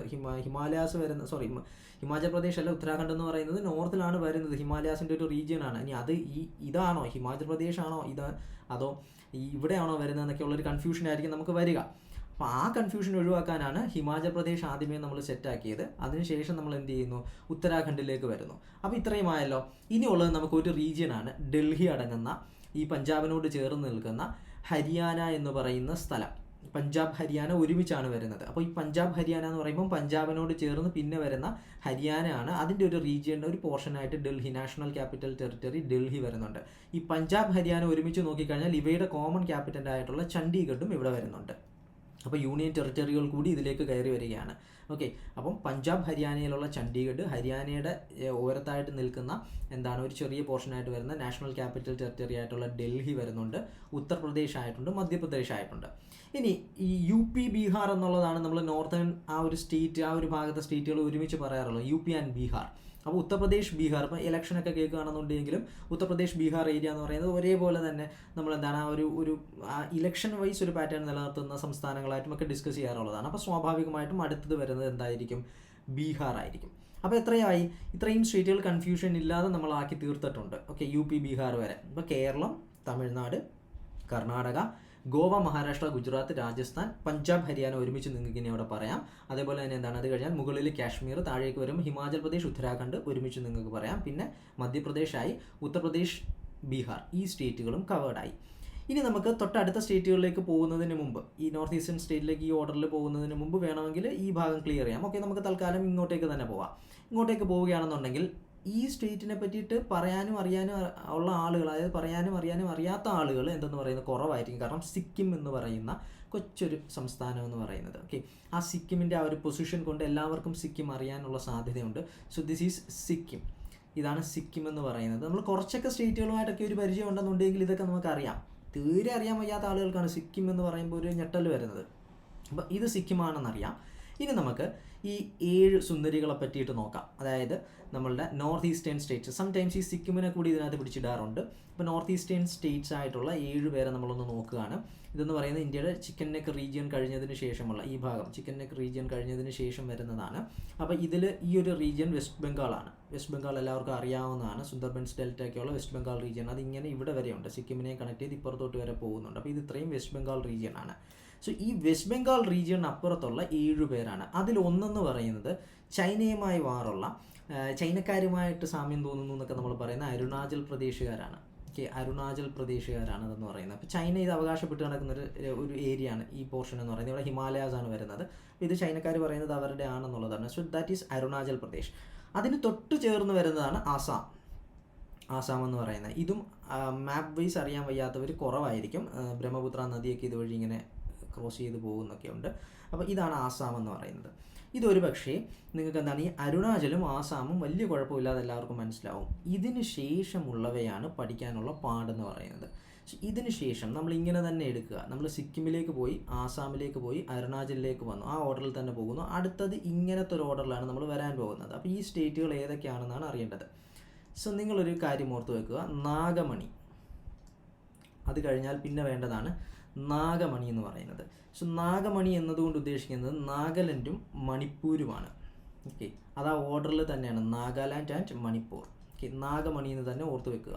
നാഗമണി മീൻസ് ആ ഓർഡർ കിട്ടാൻ വേണ്ടിയിട്ടാണ് ഞാൻ പറയുന്നത്, Nagamani. Okay, Nagaland, Manipur. Then Manipur M കൊണ്ട് തന്നെയുള്ള അടുത്ത സംസ്ഥാനത്തെ അടുത്തതായിട്ട് തന്നെ എടുക്കുക, Nagamani, Mizo. Okay, Manipur, Mizo. Okay, Manipur and Mizoram ഒരുമിച്ച് തന്നെ ഓർത്ത് വെക്കുക. സോ നാഗാലാൻഡ്, മണിപ്പൂർ ആൻഡ് മിസോറാം, ഇതാണ് ആ 3 സ്റ്റേറ്റുകൾ എന്ന് പറയുന്നത്. ഇവിടുത്തെ ആ ഓർഡർ ക്ലിയർ ആക്കാൻ വേണ്ടിയിട്ടാണ് ഞാനത് പറഞ്ഞു തന്നത്. സോ അവിടെ നമുക്ക് കൺഫ്യൂഷൻ വരും. അടുപ്പിച്ച് 3 സ്റ്റേറ്റുകൾ ഇങ്ങനെ കിടക്കുന്നു, ഏകദേശം ഒരേപോലെ തന്നെ കിടക്കുന്നു. അത് ഏതൊക്കെയാണ്, ത്രിപുരയാണോ, മേഘാലയാണോ, മണിപ്പൂരാണോ, ഏതാണെന്ന് അറിയത്തില്ല. അരുണാചലും ആസാമോ അല്ലെന്ന് മാത്രം അറിയാം. സോ ഇങ്ങനെ തന്നെ ഓർത്ത് വെക്കുക, നാഗമണി, മിസോ. ഓക്കെ, നാഗമണി ഒരുമിച്ച് ഓർത്ത് വെക്കുന്നു. അതേപോലെ തന്നെ അത് കഴിഞ്ഞാൽ പിന്നെ മിസോ, അതിന് വേണ്ടിയിട്ട് സാമ്യമുള്ള, ഓക്കെ, മണിപ്പൂർ, മിസോറാം എന്നുള്ളൊരു രീതിയിൽ. So Nagamani, Mizo, Nagaland, Manipur and Mizoram. ഇനി നമുക്ക് വരുന്ന 2 സംസ്ഥാനങ്ങളേ ഉള്ളൂ. നമുക്കറിയാം സംസ്ഥാനങ്ങളുടെ പേര്, മേഘാലയ ആൻഡ് ത്രിപുര എന്ന് പറയുന്ന 2 സംസ്ഥാനങ്ങൾ കൂടിയേ നമുക്കിനി വരുന്നുള്ളൂ. ഇത് ആക്ച്വലി കോഡ് ഉപയോഗിച്ച് നിങ്ങളിത് പഠിച്ച് കുളവാക്കാൻ നിൽക്കേണ്ട. അതുകൊണ്ടാണ് ഞാൻ ഇങ്ങനെ പറഞ്ഞു തരുന്നത്. കാരണം എന്താണെന്ന് വെച്ച് കഴിഞ്ഞാൽ ഫിസിയോഗ്രഫി പഠിക്കുന്ന സമയത്ത് നമ്മൾ ചില ഫിസിക്കൽ ഫീച്ചേഴ്സ് വരുന്ന സംസ്ഥാനങ്ങൾ മെൻഷൻ ചെയ്തു പോകാറുണ്ട്. അക്കൂട്ടത്തിൽ നമ്മൾ മെൻഷൻ ചെയ്തു പോകുന്നൊരു സംസ്ഥാനമാണ് ഈ പെനിൻസുലാർ പ്ലേറ്റോ എന്ന് പറയുന്ന ഈ ഭാഗത്തിൻ്റെ നോർത്ത് ഈസ്റ്റേൺ എക്സ്റ്റൻഷനായിട്ട് നമ്മൾ പറയാറുള്ള മേഘാലയ കർബി ആംഗ്ലോങ് പ്ലേറ്റോ ഉണ്ട്. മേഘാലയ പ്ലേറ്റോ, അതായത് മോൾഡ ഫോൾട്ട് കഴിഞ്ഞതിന് ശേഷം ഇങ്ങോട്ടേക്കായിട്ടുള്ള ഒരു എക്സ്റ്റൻഷൻ എന്നൊക്കെ നമ്മൾ പഠിക്കുന്നുണ്ട്. അപ്പോൾ ആ എക്സ്റ്റൻഷൻ എന്ന് പറഞ്ഞ് നമ്മൾ പഠിക്കുമ്പോൾ മേഘാലയ ഫോൾട്ട് എന്ന് പറഞ്ഞ് നമ്മൾ പഠിക്കും. അവിടെയുള്ള ഹില്ലുകൾ ഖാരോ ഖാസി ജൈന്തിയ ഹിൽസ് എന്നൊക്കെ പറഞ്ഞ് നമ്മൾ പഠിക്കും. എന്തായാലും നമുക്ക് പഠിക്കേണ്ടതാണ്. അപ്പോൾ മേഘാലയ ഇങ്ങനൊരു എക്സ്റ്റൻഷൻ വരുന്ന നോർത്ത് ഈസ്റ്റേൺ സ്റ്റേറ്റിൻ്റെ ഭാഗമാകുമ്പോൾ അതിനൊരു പോസിബിലിറ്റി വരുന്നുള്ളൂ. അപ്പോൾ ആ രീതിയിൽ ഇതിന് മേഘാലയ ആയിട്ടും റിമൈനിങ് ആയിട്ട് വരുന്ന ഇതിനെ ത്രിപുര ആയിട്ടും പഠിക്കുക. അപ്പോൾ നമുക്ക് ഓൾറെഡി പഠിക്കാനുള്ള ഫാക്റ്റുകളിൽ നിന്ന് തന്നെ നമുക്ക് എന്ത് ചെയ്യാൻ പറ്റും, ഈ പറയുന്ന സ്റ്റേറ്റുകളെ റിലേറ്റ് ചെയ്ത് കൊണ്ടുവരാനുള്ള കാര്യങ്ങൾ എടുക്കാൻ പറ്റും. അതല്ലാതെ ഒരു സ്പെഷ്യൽ കോഡിലേക്ക് പോയി കഴിഞ്ഞാൽ പിന്നെ ആ കോഡ് പഠിക്കേണ്ട ഒരു ആവശ്യം വരുന്നുണ്ട്. അപ്പോൾ ഒരു പഠനം മാത്രം നമുക്ക് മതി, അത് ഉപയോഗിച്ചിട്ട് ബാക്കിയുള്ളതിനെ കണക്ട് ചെയ്താൽ മാത്രം മതി. So Arunachal Pradesh, Assam, Nagaland, Manipur, Mizoram, Tripura and Meghalaya. So west Bengal നമ്മൾ നോക്കുകയും ചെയ്തു. അതിന് താഴെ ഒഡീഷ തീരം നമുക്ക് എന്തായാലും അറിയാം അല്ലേ. ഈ പറയുന്ന സൈക്ലോൺസ് ഒക്കെ ഉണ്ടാകുന്ന സമയത്ത് ഈ പറയുന്ന ഇന്ത്യയുടെ ഈസ്റ്റേൺ തീരങ്ങളിൽ എന്തുണ്ടാകുന്നുണ്ട്, ഈ സൈക്ലോണിൻ്റെ ഇമ്പാക്റ്റ് ഉണ്ടാകുമ്പോൾ എപ്പോഴും ഒഡീഷയെ പറ്റിയിട്ടാണ് മെൻഷൻ ചെയ്യുന്നത്. സ്വാഭാവികമായിട്ടും ഒഡീഷയെ പറ്റിയിട്ട് എല്ലാവർക്കും അറിയാൻ സാധ്യതയുള്ളതാണ്. പിന്നെ വരുന്നത് എന്താണ്, ആന്ധ്രാപ്രദേശാണ്. ആന്ധ്രാപ്രദേശിനോട് ചേർന്നിട്ട് ഇപ്പോൾ കർണാടക, തമിഴ്നാട്, ആന്ധ്രാപ്രദേശ് സൗത്തിലുള്ള നമുക്ക് എല്ലാവർക്കും അറിയാവുന്ന സ്ഥലങ്ങളാണ്. അതിൻ്റെ പൊസിഷനും അറിയാം. കർണാടക അറിയാമെങ്കിൽ ആന്ധ്രാപ്രദേശ് എവിടെയാണെന്ന് അറിയാം. ഈ ആന്ധ്രാപ്രദേശിൽ നിന്നും രൂപം കൊണ്ട തെലങ്കാന റീജിയൻ, ഒരു ട്രയാങ്കിൾ പോലെയുള്ളൊരു പോർഷൻ. ഓക്കെ, ഈ ട്രയാങ്കിൾ പോലെയുള്ള തെലങ്കാന റീജിയന് കൂടിയിട്ട് ഓർത്ത് വെച്ചിരിക്കുക. അപ്പോൾ അത്രയുമായി അല്ലേ. ഈ എല്ലാ സ്റ്റേറ്റുകളും കവേർഡ് ആവില്ല, ഇനി ഒരു 2 സ്റ്റേറ്റുകൾ കൂടി കവേർഡ് ആവാനുണ്ട്. അപ്പം നമ്മൾ കർണാടക, ആന്ധ്ര നോക്കി, ദെൻ തെലങ്കാന നോക്കി, ഒഡീഷ നോക്കി, വെസ്റ്റ് ബംഗാൾ ഓൾറെഡി നമുക്കറിയാം. ഇനിയുള്ള 2 എണ്ണമാണ് ഛത്തീസ്ഗഡ് ആൻഡ് ജാർഖണ്ഡും ഛത്തീസ്ഗഡും. ഓക്കെ, അതിൽ നമുക്ക് ഈ ഛോട്ടാ നാഗ്പൂർ പ്ലേറ്റോയെ പറ്റിയിട്ട് പഠിക്കാനുണ്ടാവും. അപ്പോൾ നമ്മൾ ഈ ഛോട്ടാ നാഗ്പൂർ പ്ലേറ്റോയെ പറ്റിയിട്ടൊക്കെ പഠിക്കുന്ന സമയത്തുമൊക്കെ നമ്മൾ എവിടെയാണെന്നൊക്കെ ഇത് പഠിക്കുന്നുണ്ടാവും. നമുക്ക് ജാർഖണ്ഡ് എന്ന് പറയുന്നത് ഈ റീജിയനാണ്, ജാർഖണ്ഡ്.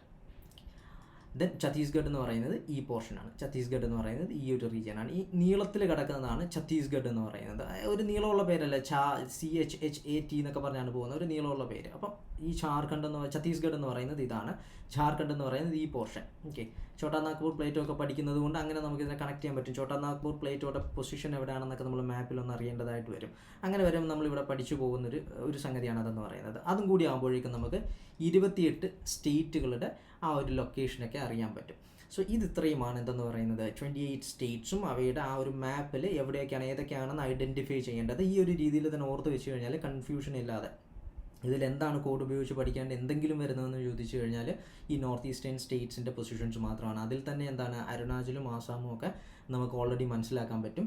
ദെൻ പിന്നെ വരുന്നത് മാത്രം ആ നാഗാലാൻഡ്, മണിപ്പൂർ, മിസോറാം, ത്രിപുര, മേഘാലയ എന്ന് പറയുന്നത് ആ ഒരു ഓർഡറിൽ മാത്രം ഒന്ന് ഓർത്ത് വെക്കേണ്ട കാര്യമേ ഉള്ളൂ. ബാക്കിയുള്ള സ്റ്റേറ്റുകളൊക്കെയും തന്നെ എന്താണ് കൺഫ്യൂഷൻ ഇല്ലാതെ നമുക്ക് കാണുമ്പം തന്നെ പിക്ക് ചെയ്യാവുന്നതേ ഉള്ളൂ. പിന്നെ വരുന്നത് ജാർഖണ്ഡ്, ഛത്തീസ്ഗഡ്, രണ്ടും ഏകദേശം റൈമിംഗ് നെയിം ആയതുകൊണ്ട് എന്തെങ്കിലും ഒരു കൺഫ്യൂഷൻ വരാൻ സാധ്യതയുള്ളതാണ്. അപ്പോൾ ഛത്തീസ്ഗഡിനെ എങ്ങനെയാണ് പഠിക്കേണ്ടത്, ഒരു ലെങ്തി നെയിം എന്നുള്ള അർത്ഥത്തിൽ കൂട്ടത്തിൽ ആ ഒരു ലോങ് ആയിട്ട് വരുന്ന ഒരു പോർഷനായിട്ട് അതിനെ നമ്മൾ എന്ത് ചെയ്താൽ മതി, ഒന്ന് ഓർത്ത് വെച്ചിരുന്നാൽ മതി. ഇതോടുകൂടി സ്റ്റേറ്റ് കഴിഞ്ഞു. ഇതോടൊപ്പം നമ്മൾ എന്താണ് യൂണിയൻ ടെറിട്ടറികൾ കൂടി പറഞ്ഞു പോയിട്ടുണ്ടായിരുന്നു. അപ്പം അതിനകത്ത് ന്യൂഡൽഹി നമ്മൾ കവർ ചെയ്തു, ചണ്ഡീഗഡ് കവർ ചെയ്തു, Jammu and Kashmir, Ladakh region cover ചെയ്തു. ദെൻ ലക്ഷദ്വീപും ആൻഡമാൻ ആൻഡ് നിക്കോബാർ ഐലൻഡും ഓക്കെയാണ്, അതിന് നമുക്ക് പറയേണ്ട കാര്യമില്ല. പിന്നെ വരുന്നതാണ് പുതുച്ചേരി എന്ന് പറയുന്നത്. പുതുച്ചേരി 4 ഡിഫറൻ്റ് ആയിട്ടുള്ള സ്ഥലങ്ങളിലാണ് നിൽക്കുന്നത്. മാഹി, കരൈകൽ തമിഴ്നാട്ടിലുള്ളത്, ദെൻ എന്താണ് ആന്ധ്രാപ്രദേശിലുള്ള യാനം, ഇതെല്ലാം പുതുച്ചേരിയുടെ ഭാഗമാണ്. ഇതെല്ലാം ചേരുന്നതാണ് പുതുച്ചേരി എന്ന് പറയുന്നത്. ഓക്കെ, ഫ്രഞ്ച് സെറ്റിൽമെൻറ്റ്സ് ആണ്. Then Daman and Diu, Dadra and Nagar Haveli. Okay, ഈ Dadra and Nagar Haveli, Daman and Diu separate ആയിരുന്നു, പിന്നീട് അത് ഒന്നാക്കിയതാണ്. അതും ഇങ്ങനെ 3 പൊസിഷനുകളിലായിട്ടാണ് നിൽക്കുന്നത്. ഇതിപ്പം മെർജ് ചെയ്തിട്ട് ഒറ്റ യൂണിയൻ ടെറിട്ടറി ആയിട്ടാണ് കൺസിഡർ ചെയ്യുന്നത്. അങ്ങനെയാണ് യൂണിയൻ ടെറിട്ടറിയുടെ എണ്ണം എന്താണ്, നേരത്തെ 7 ആയിരുന്നു. 7-ൽ നിന്ന് ജമ്മു, ലഡാക്ക് എന്ന് പറയുമ്പോൾ 9-ലേക്ക് പോയി. പിന്നെ ഇതിനെ 2-നെയും കൂടെ മെർജ് ചെയ്തപ്പോൾ വീണ്ടും 8-ലേക്ക് തിരിച്ചു വന്നു.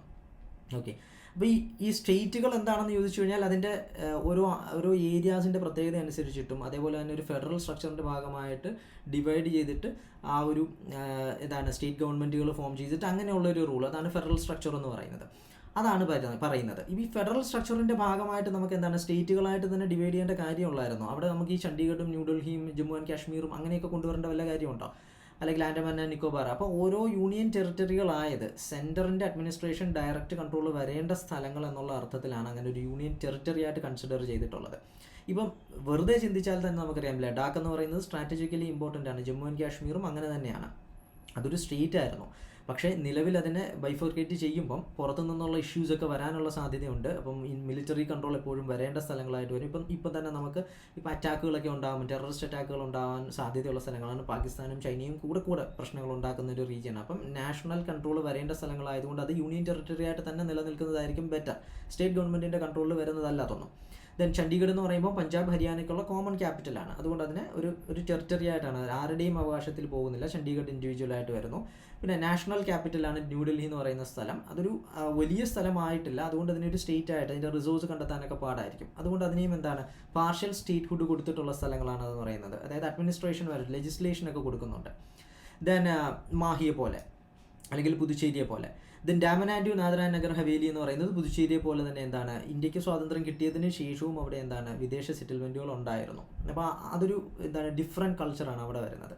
അപ്പോൾ അവർക്ക് പ്രത്യേക കൺസിഡറേഷൻ എന്നുള്ളൊരു രീതി. ദെൻ ലക്ഷദ്വീപ്, ആൻഡമാൻ ആൻഡ് നിക്കോബാർ എന്ന് പറയുന്നത് സ്വാഭാവികമായിട്ടും എല്ലാവർക്കും അറിയാം, അതൊരു ഐലൻഡ് ഗ്രൂപ്പാണ്, പോപ്പുലേഷൻ കുറവാണ്, റിച്ച് ബയോഡൈവേഴ്സിറ്റി ഒക്കെ കൺസർവ് ചെയ്യേണ്ട സ്ഥലങ്ങളാണ്, വളരെ സ്ട്രാറ്റജിക്കലി ഇമ്പോർട്ടൻ്റ് ആയിട്ടുള്ള ഇന്ത്യൻ ഓഷ്യനിൽ സ്ഥിതി ചെയ്യുന്ന 2 സ്ഥലങ്ങളാണ്.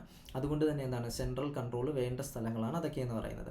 സോ അതുകൊണ്ടാണ് എന്ത് ചെയ്തത്, ഇവയൊക്കെ ചെറുതുമാണ്, അഡ്മിനിസ്ട്രേഷൻ പ്രകാരം സെൻട്രൽ ഗവൺമെൻറ്റിൻ്റെ കൺട്രോളിൽ വരേണ്ടതുമാണ്. അതുകൊണ്ട് തന്നെ അതിന് ഡയറക്റ്റ് യൂണിയൻ ഗവൺമെൻറ്റിൻ്റെ കൺട്രോളിലാണ് അപ്പോൾ പോയിട്ടുമുള്ളത്. ഓക്കെ, സോ ഇതാണ് ഇന്ത്യയുടെ സ്റ്റേറ്റ്സും യൂണിയൻ ടെറിട്ടറീസും ഏതൊക്കെയാണ് അവയുടെ പൊസിഷൻ എന്ന് പറയുന്നത്.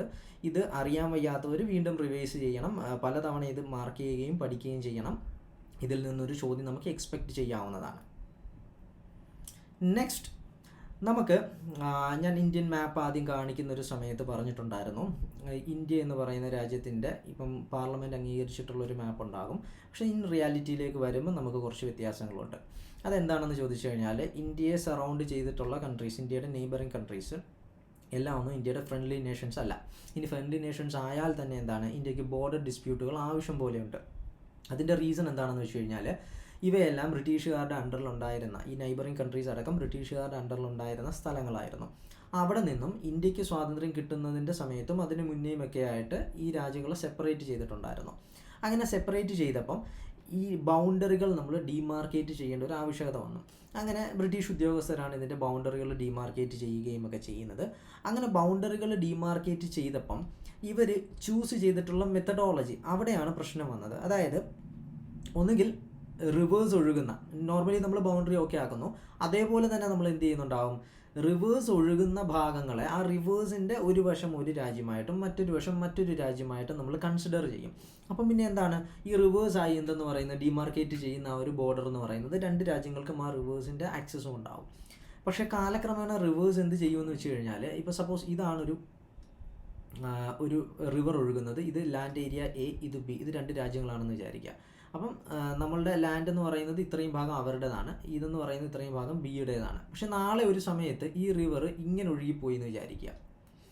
അപ്പോൾ ഈ ലാൻഡ് ആരുടേതാണ്? അവിടെയാണ് പ്രശ്നം ഉണ്ടാകുന്നത്. കാരണം നിയമപരമായി നമ്മൾ ആ ട്രീറ്റി പ്രകാരം അല്ലെങ്കിൽ ആ വരച്ചിട്ടുള്ള ലൈനിന് ചൂസ് ചെയ്തിട്ടുള്ള മാനദണ്ഡം പ്രകാരം അപ്പോഴും ഈ റിവർ തന്നെ ആയിരിക്കും ഒരു രാജ്യത്തിൻ്റെ ബൗണ്ടറി തീരുമാനിക്കുന്നത്. അപ്പോൾ എയുടെ ഭാഗമായിട്ട് ഈ പോർഷൻ മാറുകയും ബിയുടെ ഭാഗമായിട്ട് ഈ പോർഷൻ ബൈ പേപ്പറിൽ മാറും. എന്നാൽ അവിടെയുള്ള ആളുകളോ അല്ലെങ്കിൽ മുന്നേ അവിടെ ജീവിച്ചിരുന്ന ആളുകളോ ഒക്കെ ഈ മറ്റ് രാജ്യത്തിൻ്റെ ഭാഗമായിട്ട് തന്നെയല്ലേ നിൽക്കുന്നത്. അപ്പം അവിടെയാണ് എന്ത് ചെയ്യുന്നത്, ഈ പറയുന്ന രീതിയിലുള്ള പ്രശ്നങ്ങൾ ഉണ്ടാകുന്നത്. പിന്നെ ലൈൻ ആദ്യം വരയ്ക്കുന്ന സമയത്ത് തന്നെ എന്തായിരിക്കും, ഈ 2 രാജ്യങ്ങളും ഫോം ചെയ്തിട്ടേ ഉള്ളൂ. അപ്പോൾ പാകിസ്ഥാൻ ഇന്ത്യ ഫോം ചെയ്തിട്ടേ ഉള്ളാവും, അല്ലെങ്കിൽ ചൈന ആ സമയത്ത് ഇന്ത്യ ഒരു ഇൻഡിവിജ്വൽ രാജ്യമായി മാറുന്നേ ഉള്ളാവും. അപ്പോഴേ തന്നെ എന്തായിരിക്കും, ഈ എതിർ രാജ്യങ്ങൾ ഇതിനെ അംഗീകരിച്ചിട്ടുണ്ടാകത്തില്ല, ചൈന പോലും അംഗീകരിച്ചിട്ടുണ്ടാകത്തില്ല. ഇപ്പം മക്മോഹൻ ലൈൻ എന്ന് പറയുന്നത് അരുണാചൽ പ്രദേശിൻ്റെ ഈ ഭാഗത്ത് വരച്ചിട്ടുള്ള ലൈനാണ്. ഈ ലൈൻ അന്നേ ചൈന അംഗീകരിച്ചിട്ടില്ല. ഈ അരുണാചൽ പ്രദേശ് ഇന്ത്യയുടെ അല്ല ചൈനയുടെ ആണെന്ന് പറഞ്ഞാണ് നിൽക്കുന്നത്.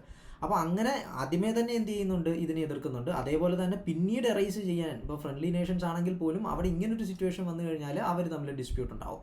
ഓക്കെ, ഇപ്പോൾ കിട്ടുന്ന ലാൻഡ് ഏരിയ കൊടുക്കത്തില്ല, ആരും കൊടുക്കണമെന്ന് നിർബന്ധവുമില്ല. പക്ഷേ ബൈ ട്രീറ്റി മറ്റു രാജ്യം പറയും, ഓക്കെ ഇത് ട്രീറ്റി പ്രകാരം ഇപ്പം ഈ റിവർ ഒഴുകുന്ന ഇതുവഴിയാണ്ട് ഇതെൻ്റെ ആണെന്നുള്ള രീതിയിൽ അവകാശപ്പെടും. അപ്പോൾ അങ്ങനെ നേപ്പാളുമായിട്ട് ഫ്രണ്ട്ലി നേഷൻ ആണെങ്കിലും ഈ ഒരു റീജിയണിൽ ഇന്ത്യക്കൊരു കാളി റിവർ ഒഴുകുന്ന ഒരു പോർഷൻ, അതിൻ്റെ എവിടെ നിന്നാണ് ഈ റിവർ ഒറിജിനേറ്റ് ചെയ്യുന്നത് എന്നതിൻ്റെ മാനദണ്ഡം മാറിയപ്പം ഈ കാലാപാനി എന്ന് പറയുന്ന ഒരു റീജിയൻ ഇന്ത്യയുമായിട്ട് ഡിസ്പ്യൂട്ട് ഉണ്ടായിട്ടുണ്ട്. അപ്പം നേപ്പാൾ സെപ്പറേറ്റ് ഒരു മാപ്പും ഒക്കെ ആയിട്ട് വന്നിട്ടുണ്ടായിരുന്നു. ഇപ്പോൾ റിവറിൻ്റെ ഒറിജിൻ എന്ന് പറയുമ്പോൾ റിവേഴ്സ് മൾട്ടിപ്പിൾ ആയിട്ടുള്ള സ്ട്രീമുകളിൽ നിന്നായിരിക്കും ഒറിജിനേറ്റ് ചെയ്യുന്നത്. സപ്പോസ് ഇതാണ് ഒരു രാജ്യം പറയുന്നത് ഇതാണ് ഈ മെയിൻ റിവറിൻ്റെ ഒറിജിൻ പോയിൻ്റ് എങ്കിൽ ഇങ്ങനെ ആയിരിക്കും ലാൻഡ് ഏരിയ പോവുക. എന്നാൽ ഇന്ത്യ പറയുന്നു ഇതാണ് ഈ പറയുന്ന രീതിയിൽ ഒറിജിൻ പോയിൻ്റ് എങ്കിൽ ഇങ്ങനെയായിരിക്കും ബൗണ്ടറി പോവുക. അപ്പോൾ ഇത്രയും പോർഷൻ്റെ കാര്യത്തിൽ ഡിസ്പ്യൂട്ട് ഉണ്ടാവും. അപ്പോൾ ഈ രീതിയിലൊക്കെയാണ് എന്തുണ്ടാവുന്നത്, ഡിസ്പ്യൂട്ട്സ് ഉണ്ടാവുന്നത്. പിന്നെ പാകിസ്ഥാൻ ഇന്ത്യയിലേക്ക് നുഴഞ്ഞു കയറി വന്നൊരു സമയത്ത് കുറേയധികം പോർഷൻ ഇന്ത്യയുടെ അവരുടെ കയ്യിലേക്ക് പോയിട്ടുണ്ടായിരുന്നു. അതിന് നമ്മൾ ലൈൻ ഓഫ് കൺട്രോൾ എന്നുള്ള ഒരു രീതിയിൽ പുതിയൊരു ഡിമാർക്കേഷനൊക്കെ കൊണ്ടുവന്നിട്ട് ഇതിനപ്പുറത്തേക്കുള്ളത് പാകിസ്ഥാൻ്റെതും ഇപ്പുറത്തുള്ളത് ഇന്ത്യയുടേതും എന്നുള്ളൊരു രീതിയിലുള്ള കാശ്മീരായിട്ട് മാറിയിട്ടുണ്ട്. ഇപ്പോൾ നോക്കുകയാണെന്നുണ്ടെങ്കിൽ ഇപ്പം ചൈനീസ് വാറിൻ്റെ സമയത്ത് ചൈന കയറി വന്നിട്ട് ഒരു പോർഷൻ ഉണ്ടായിരുന്നു. അപ്പോൾ ആ ഒരു സ്റ്റാറ്റസ് കോ നിലനിർത്തിയപ്പം ഇത് ഇത്രയും ചൈനയുടെ കയ്യിലേക്ക് പോയി. ഇത് പാകിസ്ഥാൻ്റെ കയ്യിൽ കിട്ടിയ പോർഷനാണ്, അതവർ ചൈനയ്ക്ക് കൊടുത്തു. ദെൻ ഗിൽജിറ്റ് ബാൽറ്റിസ്ഥാൻ എന്ന് പറയുന്നത് പാകിസ്ഥാൻ്റെ അണ്ടറിലുള്ളതാണ്, പക്ഷേ ഇന്ത്യ ക്ലെയിം ചെയ്യുന്ന സ്ഥലമാണ്. ആസാദ് കാശ്മീറും അതേപോലെ തന്നെയാണ്. ദെൻ ഈ റീജിയണിൽ ഇത് സിയാച്ചിൻ ഗ്ലേഷ്യർ, ഇത് പൂർണ്ണമായിട്ടും ഇന്ത്യയുടെ അധീനതയിലുള്ള ഒരു റീജിയനാണ്, ഗ്ലേഷ്യർ റീജിയൻ എന്ന് പറയുന്നത്. സോ അവിടെ നമുക്ക് എന്താണ്, പാകിസ്ഥാനുമായിട്ടൊരു ലൈൻ ഓഫ് കൺട്രോൾ വരുന്നുണ്ട്, ചൈനയുമായിട്ടൊരു ലൈൻ ഓഫ് ആക്ച്വൽ കൺട്രോൾ വരുന്നുണ്ട്, പിന്നെ മൈനർ ആയിട്ടുള്ള ഡിസ്പ്യൂട്ട്സ് ഏരിയാസും വരുന്നുണ്ട്. ഇതെല്ലാം ഒന്നും നമ്മൾ സ്റ്റാറ്റിക്കായിട്ട് പഠിച്ചു വെക്കേണ്ട കാര്യമില്ല, ഇത് അറിഞ്ഞു വെച്ചിരുന്നാൽ മതി. ആൻഡ് ഇൻ കേസ് ഏതെങ്കിലും തരത്തിലുള്ള ഇഷ്യൂസ് നേരിടുമ്പോൾ ഈ പറഞ്ഞതുപോലെ പുതിയൊരു മാപ്പ് കൊണ്ടുവരുന്നു, ഇപ്പോൾ ചൈന ഒരു മാപ്പ് അപ്ഡേറ്റ് ചെയ്യുന്നു, അല്ലെങ്കിൽ ഇപ്പോൾ ചൈനയും ഇന്ത്യയുമായിട്ട് കുറേയധികം സമയം ഇവിടെ ഡിസ്പ്യൂട്ട്സ് ഉണ്ടായിരുന്നു, ഒരു 2 വർഷം മുമ്പ് വരെയൊക്കെ. അപ്പോൾ ആ സമയത്ത് ഈ ഏരിയയും ഇതിനകത്തുള്ള കുറച്ചുകൂടെ ഇമ്പോർട്ടൻ്റ് ആയിട്ടുള്ള കുറച്ചധികം സെക്ടേഴ്സും ഒക്കെ വരും. അതൊക്കെ നമുക്ക് അന്നേരം ഇമ്പോർട്ടൻ്റ് ആവും. പക്ഷേ പിന്നീട് നമുക്ക് അതിനകത്ത് എന്താണ്, ഈ സ്റ്റാറ്റിക് എന്ന രീതിയിൽ ചോദ്യം വരേണ്ട ഒരു കാര്യവുമില്ല. പക്ഷേ കറണ്ട് അഫേഴ്സ് ഓറിയൻറ്റഡ് ആയിട്ട് അങ്ങനെ വരുമ്പോൾ കുറച്ചുകൂടെ ഡീറ്റെയിൽഡ് ആയിട്ട് ആ ഭാഗം നോക്കുക എന്നുള്ളതാണ്. നൗ ഇതാണ് ഇപ്പോഴത്തെ ഇന്ത്യയുടെ പാർലമെൻറ്റ് അക്സെപ്റ്റ് ചെയ്തിട്ടുള്ള ലഡാക്കിൻ്റെയും ജമ്മു ആൻഡ് കാശ്മീരിൻ്റെയും മാപ്പ് എന്ന് പറയുന്നത്. അപ്പോൾ ഈ ഒരു റീജിയൻ എന്ന് പറയുന്നത് എന്താണ്, കാർഗിൽ, ലേ എന്ന് പറയുന്ന 2 സ്ഥലങ്ങൾ, 2 റീജിയൻസ് മാത്രമായിട്ടായിരിക്കും വരുന്നത്. Majority of other districts belongs to Jammu and Kashmir region. ഇതാണ് ജമ്മു ആൻഡ് കാശ്മീർ റീജിയൻ. അപ്പോൾ ഇതിൽ തന്നെ എല്ലാം ഒന്നും ഇന്ത്യക്കില്ല. ഈ ഭാഗം എന്ന് പറയുന്നത് എന്താണ്, പാകിസ്ഥാൻ കൊണ്ടുപോയിട്ടുള്ള ഭാഗമാണെന്ന് പറയുന്നത്. അപ്പോൾ ഇത്രയും റീജിയനാണ് നമ്മുടെ കാശ്മീറായിട്ട് ഇന്ത്യയുടെ അധീനതയിൽ വരുന്ന കാശ്മീർ റീജിയൻ എന്ന് പറയുന്നത്. So that's it. ഇനി നമുക്ക് ഇന്ത്യയുടെ മറ്റ് പ്രത്യേകതകളിലേക്ക് പോവുകയാണെന്നുണ്ടെങ്കിൽ ഇന്ത്യയുടെ ആ ഒരു ജോഗ്രഫിക്കൽ പൊസിഷനും എങ്ങനെയൊക്കെയാണ് എക്സിസ്റ്റ് ചെയ്യുന്നത്. നോർത്തിലേക്ക് വരുമ്പോൾ മൗണ്ടൻസ് വരുന്നുണ്ട്, സൗത്തിൽ പ്ലേറ്റോ റീജിയൻസ് വരുന്നുണ്ട്, ഇരുവശങ്ങളും കടൽ വരുന്നുണ്ട്. ദെൻ ആ ഒരു ടേപ്പറിങ് ആയിട്ടുള്ള ഇന്ത്യൻ മാപ്പ് നമ്മൾ നോക്കുകയാണെന്നുണ്ടെങ്കിൽ ഇന്ത്യ എന്ന് പറയുന്നത് എന്താണ്, ഗുജറാത്തിൻ്റെ ആ ഒരു ഭാഗത്ത് നിന്ന് താഴേക്ക് ഒരു ടേപ്പറിങ് വരുന്നുണ്ട്. അതായത് 22 ഡിഗ്രി നോർത്ത് ലാറ്റിറ്റ്യൂഡിൻ്റെ സദേൺ പോർഷൻ എന്ന് പറയുന്നത് ടേപ്പേർഡ് ടുവേർഡ്സ് ഇന്ത്യൻ ഓഷ്യൻ. അതിന് വലിയ പ്രത്യേകതയൊക്കെ ഉണ്ട്, കാരണം ഈ റീജിയനുകളിലൊക്കെ എന്താണ് കണക്ടിവിറ്റിക്ക് പോസിബിളാണ്. കാരണം ഇന്ത്യൻ ഓഷ്യനിലേക്ക് ഒരുപാട് കോസ്റ്റൽ ഏരിയാസ് നമുക്ക് വരുന്നുണ്ട്. അപ്പോൾ ആ കോസ്റ്റൽ ലൈൻ, അത്രയും ഇലോങ്ങേറ്റഡ് ആയിട്ടുള്ള കോസ്റ്റൽ ലൈനൊക്കെ ഇന്ത്യയുടെ റിസോഴ്സ് വെൽത്താണ്. അതേപോലെ തന്നെ മറ്റ് രാജ്യങ്ങളിലേക്ക് പോർട്ട് അടക്കമുള്ള കാര്യങ്ങൾ ഉപയോഗിച്ചുകൊണ്ടുള്ള കണക്ടിവിറ്റി പോസിബിളാണ്. ദെൻ പിന്നെ വരുന്നത് നമുക്ക് ഏറ്റവും ഇമ്പോർട്ടൻ്റ് ആയിട്ട് ഇന്ത്യയിൽ നിന്ന് നമുക്ക് പഠിക്കേണ്ട മറ്റൊരു കാര്യം എന്ന് പറയുന്നത് ഇന്ത്യയുടെ സ്റ്റാൻഡേർഡ് മെറിഡിയൻ അവ കടന്നു പോകുന്ന സ്റ്റേറ്റുകൾ ഏതൊക്കെയാണെന്നുള്ളതും, അതേപോലെ തന്നെ ഇന്ത്യയുടെ ട്രോപ്പിക് ഓഫ് ക്യാൻസർ അവ കടന്നു പോകുന്ന സ്റ്റേറ്റുകൾ ഏതൊക്കെയാണെന്നുള്ളതും, കോസ്റ്റൽ സ്റ്റേറ്റുകൾ ഏതൊക്കെയാണെന്നുള്ളതും ഒക്കെയുള്ള കാര്യങ്ങളാണ്. സോ ഇന്ത്യൻ സ്റ്റാൻഡേർഡ് മെറിഡിയൻ കടന്നു പോകുന്നത് ഇതുവഴിയാണെന്നുള്ളതാണ്. ഇന്ത്യൻ സ്റ്റാൻഡേർഡ് മെറിഡിയൻ എന്ന് പറയുന്നത് ഇന്ത്യക്ക് മുഴുവനായിട്ട് നമ്മളൊരു സമയമായിരിക്കും കൊണ്ടുവരുന്നത്. ആ സമയം നമ്മൾ കൺസിഡർ ചെയ്യുന്നത് ഉത്തർപ്രദേശിലെ മിർസാപൂറിന് മുകളിലൂടെ കടന്നു പോകുന്ന ലോഞ്ചിറ്റ്യൂഡായിട്ടാണ്. അതെന്ന് പറയുന്നത് 82 ഡിഗ്രി 30 മിനിറ്റ് ഈസ്റ്റ് ലോഞ്ചിറ്റ്യൂഡാണ്. 82 ഡിഗ്രി 30 മിനിറ്റ് ഈസ്റ്റ് ലോഞ്ചിറ്റ്യൂഡ്. ഇത് കടന്നു പോകുന്ന മറ്റ് സംസ്ഥാനങ്ങൾ ഏതൊക്കെയാണെന്ന് ചോദിച്ചു കഴിഞ്ഞാൽ മധ്യപ്രദേശ് വരുന്നുണ്ട്, അതേപോലെ തന്നെ ഛത്തീസ്ഗഡ് വരുന്നുണ്ട്, ഒഡീഷ വരുന്നുണ്ട്, ഒറീസയല്ല ഒഡീഷയാണ്, ഇപ്പം ഒഡീഷ വരുന്നുണ്ട്, അതേപോലെ തന്നെ എന്താണ് ആന്ധ്രാപ്രദേശ് വരുന്നുണ്ട്. അപ്പോൾ ഏതൊക്കെയാണ്, ഉത്തർപ്രദേശ്, മധ്യപ്രദേശ്, ഛത്തീസ്ഗഡ്, ഒഡീഷ ആൻഡ് ആന്ധ്രാപ്രദേശ്. ഇത്രയും സ്ഥലങ്ങളാണ് എന്തെന്ന് പറയുന്നത് ഇന്ത്യയുടെ സ്റ്റാൻഡേർഡ് മെറിഡിയൻ കടന്നു പോകുന്ന സ്റ്റേറ്റ്സ് എന്ന് പറയുന്നത്. ഇനി ഇന്ത്യയുടെ ലാൻഡ് ബൗണ്ടറികളെ പറ്റിയിട്ട് നോക്കുകയാണെന്നുണ്ടെങ്കിൽ ഇന്ത്യക്കുള്ള ലാൻഡ് ബൗണ്ടറികൾ ഷെയർ ചെയ്യുന്ന ഏതൊക്കെ രാജ്യങ്ങളാണ് എന്നുള്ളതാണ്. അതിൽ പാകിസ്ഥാൻ, അഫ്ഗാനിസ്ഥാൻ, ഓഫ് കോഴ്സ് പാകിസ്ഥാൻ നമുക്ക് പറയാൻ പറ്റും, അഫ്ഗാനിസ്ഥാൻ എല്ലാവരും പറയാൻ പറ്റും. അറിയത്തില്ല എന്നുണ്ടെങ്കിൽ അഫ്ഗാനിസ്ഥാനും ഉണ്ട്. ഇന്ത്യ അക്സെപ്റ്റ് ചെയ്യുന്ന മാപ്പ് പ്രകാരം അഫ്ഗാനിസ്ഥാനും വരുന്നുണ്ട്. Then Tibetan portion of China claim ചെയ്യുന്ന ചൈനയുടെ ടിബറ്റൻ റീജിയൻ എന്ന് പറയുന്നത്, അതായത് ഇന്ത്യയുടെ ആ ഒരു ഹിമാലയാസിന് മുകളിലായിട്ട് വരുന്ന ഒരു റീജിയൻ, അവിടെ തന്നെ ഉൾക്കൊള്ളുന്ന നേപ്പാൾ, ഭൂട്ടാൻ, സിക്കിമിൻ്റെ ഇടവും വലമായിട്ട് വരുന്ന നേപ്പാൾ, ഭൂട്ടാൻ റീജിയൻ. ദെൻ ഇന്ത്യയുടെ നോർത്ത് ഈസ്റ്റേൺ സ്റ്റേറ്റുകൾക്ക് അപ്പുറത്ത് വരുന്ന മ്യാൻമാർ, ദെൻ ബംഗ്ലാദേശ്. ഇന്ത്യ തന്നെ കവർ ചെയ്ത് നിൽക്കുന്ന ബംഗ്ലാദേശ് റീജിയൻ എന്ന് പറയുന്നത്. ഇത്രയുമാണ് ഇന്ത്യയുടെ ലാൻഡ് ബൗണ്ടറികൾ എന്ന് പറയുന്നത്. ഇനി നമ്മുടെ സീയിലേക്ക് വരികയാണെന്നുണ്ടെങ്കിൽ സീയിൽ ഇന്ത്യയുടെ ഏറ്റവും അടുത്ത് നിൽക്കുന്നത് 2 ദ്വീപുകളായിട്ടാണ് വരുന്നത്. ഒന്ന് ശ്രീലങ്കയും ഒന്ന് മാൽദീവ്സ് എന്ന് പറയും. ഓക്കെ, മാൽദീവ്സ് കുറേ താഴെയാണ്, ലക്ഷദ്വീപിനും ഒരുപാട് താഴെയായിട്ടാണ് മാൽദീവ്സ് വരുന്നത്. ശ്രീലങ്ക നമുക്ക് എവിടെയാണെന്ന് ആ പോർഷൻ നമുക്കറിയാം. ഇനി Sri Lanka Pak സ്ട്രേറ്റും Gulf of മാന്നാറുമാൽ separate ചെയ്യപ്പെട്ടിട്ടുണ്ട്. ഇത് മാപ്പ് ബേസ്ഡ് ആയിട്ടുള്ള ക്വസ്റ്റ്യൻ ആണ്. പാക് സ്ട്രേറ്റും ഗൾഫ് ഓഫ് മാന്നാറും, ഓക്കെ, ഈ രണ്ട് പോർഷൻസ് എന്ന് പറയുന്നത് എന്ത് ചെയ്യുന്നുണ്ട്, ഇന്ത്യയും ശ്രീലങ്കയും തമ്മിൽ സെപ്പറേറ്റ് ചെയ്യുന്നതാണ്. ഓക്കെ, ദെൻ മാൽദീവ്സ് എന്ന് പറയുന്നത് ലക്ഷദ്വീപ് ഐലൻഡിൻ്റെ ഒരുപാട് താഴെയായിട്ട് സദേൺ പോർഷനായിട്ട് വരും. സോ ഇതാണ് നമുക്കിപ്പം നോക്കുകയാണെന്നുണ്ടെങ്കിൽ ഈ ഇന്ത്യ മറ്റ് രാജ്യങ്ങളുമായിട്ട് മേക്ക് ചെയ്യുന്ന ബോർഡേഴ്സാണ്. അപ്പോൾ ബോർഡർ ഏറ്റവും കൂടുതൽ ഏത് രാജ്യവുമായിട്ടാണെന്നുള്ളൊരു ചോദ്യം വരും.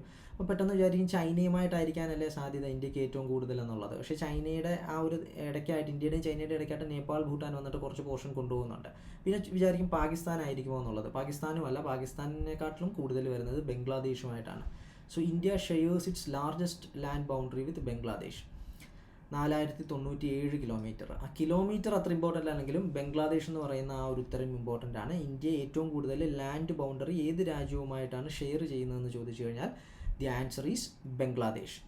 Okay, now tropic of cancer സ്റ്റേറ്റുകൾ കടന്നു പോകുന്നത്, ഓക്കെ, അല്ലെങ്കിൽ ട്രോപ്പിക് ഓഫ് ക്യാൻസർ കടന്നു പോകുന്ന സ്റ്റേറ്റുകൾ ഏതൊക്കെയാണെന്നുള്ളതാണ്.